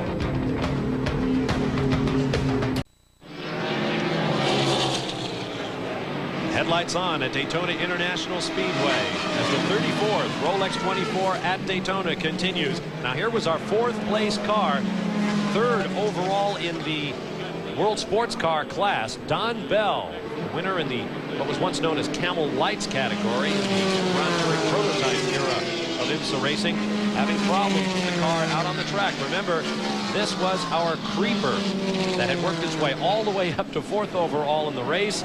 After all of the problems they had getting to this race, their problems are not yet done. They've got to get that car to the pit, so the only guy who can work on it is the driver. Marty Reed. Well, we've got the #1 Oldsmobile Aurora coming in, and you can see the hood's going to come off, and there is a new alternator that is going to be going on. And Jeremy's right. This is not a hard job for this crew. They think they can get it done in about 5 minutes. The only problem is it gets awfully hot. Now, the 63 car pitted just in front of the #1. They have a brake problem. They have been in here since we last talked to them. They never did make it back out on track. As you can see, they're working on the right rear. They have a leak in the line.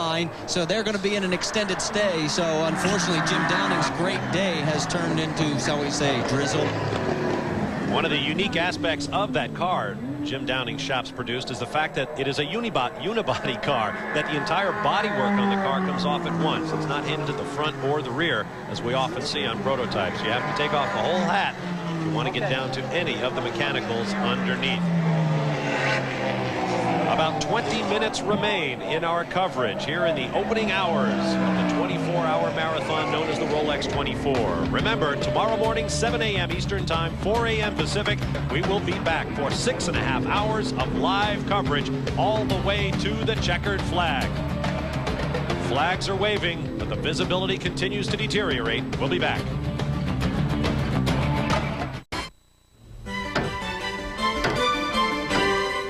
Of the clock. What could better embody the spirit of the Rolex 24 at Daytona? The seconds have seemed like hours for some of the competitors in the race thus far. For others, they cannot pass quickly enough. Welcome back. 2 Ferraris on the racetrack. One with headers flaming there. The number 30 car with Didier Taze at the keyboard leads the race. The number 3 right there behind him is a competing team, the Scandia Simon team owned by Andy Evans. They spent a long time in the pits, fell many laps down, but they are now working their way back up. If they can make the pass, they'll be 12 laps down. Now, our creeper, the number 7, with so many problems just getting to this race, are suffering more, but they are in the pits. Marty, what can you tell us? Well, guys, we talked about this team having bad luck, qualifying 13th, the transporters. Lon Bender's climbing in. Don Bell ran out of fuel. And that is the only problem that they have right now. Of course, it has cost them an inordinate amount of time. And they'll strap in Lon Bender. They'll get going again. But they've got to be a bit frustrated. Their luck just doesn't seem to turn for them. Off comes the bonnet in the back. They may have to prime that motor to get it going again. A moment Moments ago, we had a spin up on the high banks, and that must be a frightening experience for someone who hasn't been at Daytona. And the drivers of that car, that's the number 21 Monte Carlo LM. Well, I guess Monte Carlo's been known to spin every now and again here at Daytona. That's a good fit, really. You know, one thing we should say, the really good news is it does appear as though the fog is lifting somewhat. I mean, we're higher than anybody else here, way up at the top of the tower here, but I think things are looking better rather than worse, which is great news. And it looks like the 3 cars has managed to get by the Momo car, so that car will have gained another lap back. And they are now 12 laps down, running in 31st position. As our coverage begins to wind down, a little less than 20 minutes to go, let's review the entire field. Didier Tays out front with the Ferrari. The Ferraris had great troubles here. They led the race last year before similar engine problems, particularly around the valves and the heads, caused them problems. But they are back with newly developed motors this year. And that particular car is looking very strong indeed. 11th through 20th. Including representatives of GTS1 and GTS2 mixed in with the world sports cars. The 63 car of Downing, shown there in the middle of that group, is now back on the pack, or back on the racetrack. As you look at 21st through 30th. 17 minutes remain before we complete our 3rd hour of competition here at Daytona. Each of these drivers has reason to hope that they can still come back to win this race. And that is the spirit of the Rolex 24.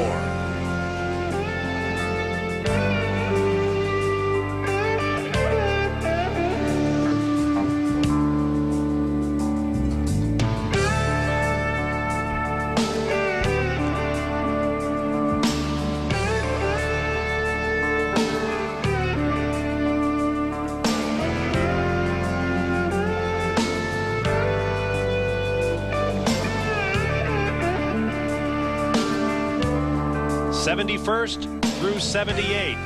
This is the part of the running order where optimism must abound. We'll be back.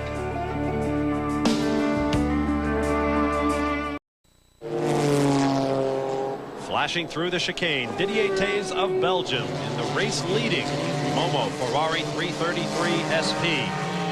Running on the lead lap with the number 4 Oldsmobile-powered RNS Mark III. Don't forget, later today, ESPN2 will have another great NCAA basketball doubleheader. In fact, it's coming up next here on The Deuce. You will see 25th ranked Georgia Tech take on Maryland. Then at 8:30 p.m., New Mexico will tip it off against 7th ranked Utah. At 4 p.m., live NCAA basketball coming up. And for our race leader, he has a pit stop in his immediate future. Marty Reed is there. I want to give you another figure that may stagger you guys up in the booth. Remember when the number 4 car stopped last time? They had a 9-minute advantage. It is now 18 minutes, 50 seconds since the number 4 car pitted. This is a great fuel run, so the economy is in favor of the Momo Ferrari team. Didier Tays will stay in the car. Their plan, they don't care what any other team does. It sounds like they've taken a page from Jack Roush. They're going strictly for 1 minute, 50-second lap times. And as long as they run 150, they think the race will be theirs by the time it's over. Didier Tays just sitting there. He's confident, looking good. Just gave me a little glance, little half wink, said everything's okay. So it looks like these guys just waiting for the load. But man, they are getting some great fuel mileage compared to that Oldsmobile on the number 4. Yeah, well, talk about a jinx, Marty. I'm the one who picked them to win the race, so we'll see how long they last. Whoops! Now, not long ago, this European entered Viper had wheels pointing every which way, but they've made their repairs, and now they're out blowing the grass here at Daytona. They are just not going to make it, I'm afraid. Just past turn 1. That shows you how much rain we have had. It was a dark and stormy night last night at Daytona. That grass is very wet. Ooh, that for a moment looked very scary, but thankfully that car went to the proper side of the racetrack. Yeah, now keep in mind that he's not far at this point from rejoining the racetrack at turn 6. He almost made it over that far, so... In fact, there's a wall over there as well, so if he were to reach that part of the racetrack, he would enter it at speed, and no one would be able to see him coming behind that fence. I believe we had that type of incident actually in practice where a car went through the chicane here, went through turn 1. Now our leader in the GTS2 category, right there, the number 55 machine, the defending champions in that class, to be precise, have broken into the top 10 in this race. He was one of the sleepers in the S2 category. And that is a phenomenal achievement this early in the race. We have 2 WSC cars, then 2 GTS1, another World Sports car, 4 GTS1 cars, and then this pristine example of the Porsche 911 running in 10th place overall and 1 lap ahead of the rest of the S2 field. That is very, very impressive. I mean, if they keep that up, I mean, that is fantastic. Race leader is in the chicane. Didier Tage being very careful with slower traffic. Driving the Mazda RX-7 just ahead of them. But I really think these guys are on the money. If they're aiming for a minute 50 as a lap time, I think that's a great pace. And I think if they can run that pace and not have any major mechanical problems, they could certainly win this race. Nice wide Daytona racetrack. Plenty of room for the drivers to pass. You see the racing line is not the only part of the racetrack that's dry now. The line is widening, and I think you're right, Jan. The skies are lifting just that little bit, and that will be nothing but good news for these drivers as we get into the hours of darkness still to come. Now, the interesting thing is about the number 4 machine, which is running in second, now actually just shown as the leader, is this whole interesting idea of making more pit stops but running faster on the racetrack. We see that depending upon traffic, they're running quicker than 150, like 149, sometimes even quicker than that. But I wonder how much faster you have to run to make up for that more time in the pits. I certainly hope someone has worked it out on their team. The pole-sitting car in the S2 category, one of our favorites in our on-the-grid show. Marty Reed is there. And Javier Quiros climbs out, and Dave Donahue, the man who set that pole time. In fact, it was his first in GTS2 competition. And, of course, the legendary father that he is looks so much like. I'll tell you, sometimes it's frightening when you look at David. He's got the same smile and everything. He is climbing in. This car in second place in GTS2. And, again, this is another team that is simply trying to run the pace. They're not worried about what the race leader does in their division. The only thing they worry about in that case when you run in these secondary classes, GT1 and 2, is the problem of if you have a full course yellow and you just happen to get caught behind the race leader and your opposition is in front. That's the only danger. Otherwise, they feel that they're in very good position right now with the 06 car.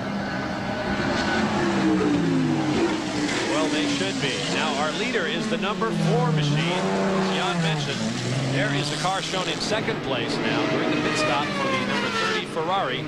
This car took over the lead. Scott Sharp took his time getting up to speed, but once he did get there, he is now the quickest car on the racetrack.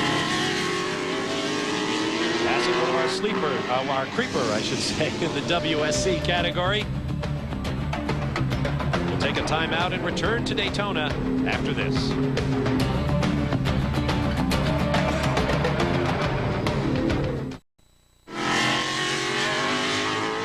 Daytona International Speedway, we're drawing into the closing moments of our start coverage of the Rolex 24 at Daytona. Ahead lie the hours and hours of darkness that history tells us hold much of the key to winning this race.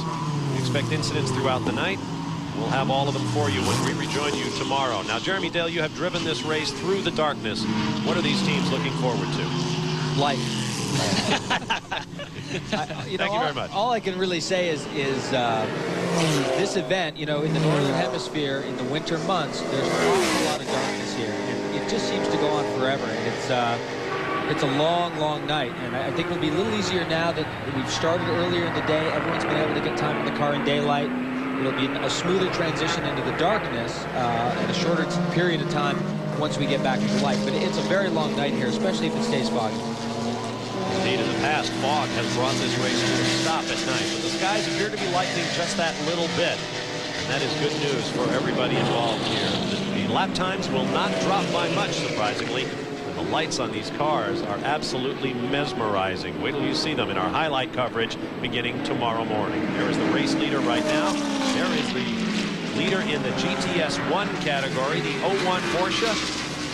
3rd overall in this race. And something interesting is happening here. Only 3 world sports cars, the featured class in this race, are in the top 10 at this point. There are more GTS 1 cars than there are world sports cars by a large margin, 7-3, as our GTS 2 class leader has now dropped out of the top 10 to 11th place.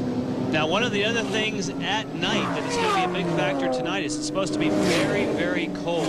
And a car like that, a turbocharged car, will really benefit by that. Let's go down to Marty Reed. Marty? Hey, guys, you know, one of the things I wanted to throw out, and Jeremy, you've driven this race. I've been amazed at the lap times. It seems to me like these guys are running too quick a pace, and that may be some of the reason we've seen some of these guys in here so early. Yeah, Marty, I agree with you. I mean, I think they're running a very strong pace, and I think, as the Bubba guys were saying, if they can run a minute 50 and keep up that pace, I think they can win the race. I'm not sure they can do that. In past years, you know, we've been happy with a minute 52 and minute 53, so I think that's a pretty quick pace. And our leader at the moment just ran a 1:48.7, so they're really cranking it now. Yeah, they're going real quick. There is the GTS 1 class leader headed for the pits. As he makes his pit stop, let's review our leaderboard. The overall race leader is car number 4. Scott Sharp at the controls of his Oldsmobile-powered machine. The Ferrari of Didier Taze runs 2nd, and then 4 laps down, falling behind the leading duo, our GTS 1 class leader, Hurley Haywood, bidding for his 6th victory in this race, something no one has ever done. You see the GTS 2 competitors beginning to close in on the top 10. I tell you guys, there is going to be some interesting racing during the night. The production-based cars at this point appear to be very powerful. They may overwhelm the WSC machinery. Very, very surprising to see so few WSC cars in the top 10 at this early stage in the event. I'll have to say, when I'm going down to the pit lane, which I'll be doing very shortly and spending a good portion of the evening there, it's going to be chilly, but it'll be exciting. We're going to have to shoo everybody home to get some sleep in preparation for tomorrow morning. But it's worth staying around into the hours of darkness to watch this race unfold. And as we mentioned at the top of the show, it is the sound of the Rolex 24 that really brings home the impact of this race. It was quiet when the grid lined up for the 34th running of the Rolex 24, but for more than 21 hours still to come, the high banks will reverberate to the thunder of this field of more than 70 cars. And there you see, through 70th place, as everyone still holds out hope, however slim, of coming forward and etching his or her name on the trophy that honors champions in the Rolex 24. We hope you've enjoyed the 3 hours we've been able to bring you thus far. Don't forget, an NCAA basketball doubleheader is coming up next. A huge crowd on hand on the infield despite the weather conditions. And at this juncture, with the nighttime still to come, everybody still thinks they have a shot at this race, as well they should. We'll be covering their stories through the night, and we hope you'll join us again tomorrow morning. With 21 hours still to come, our story is just beginning.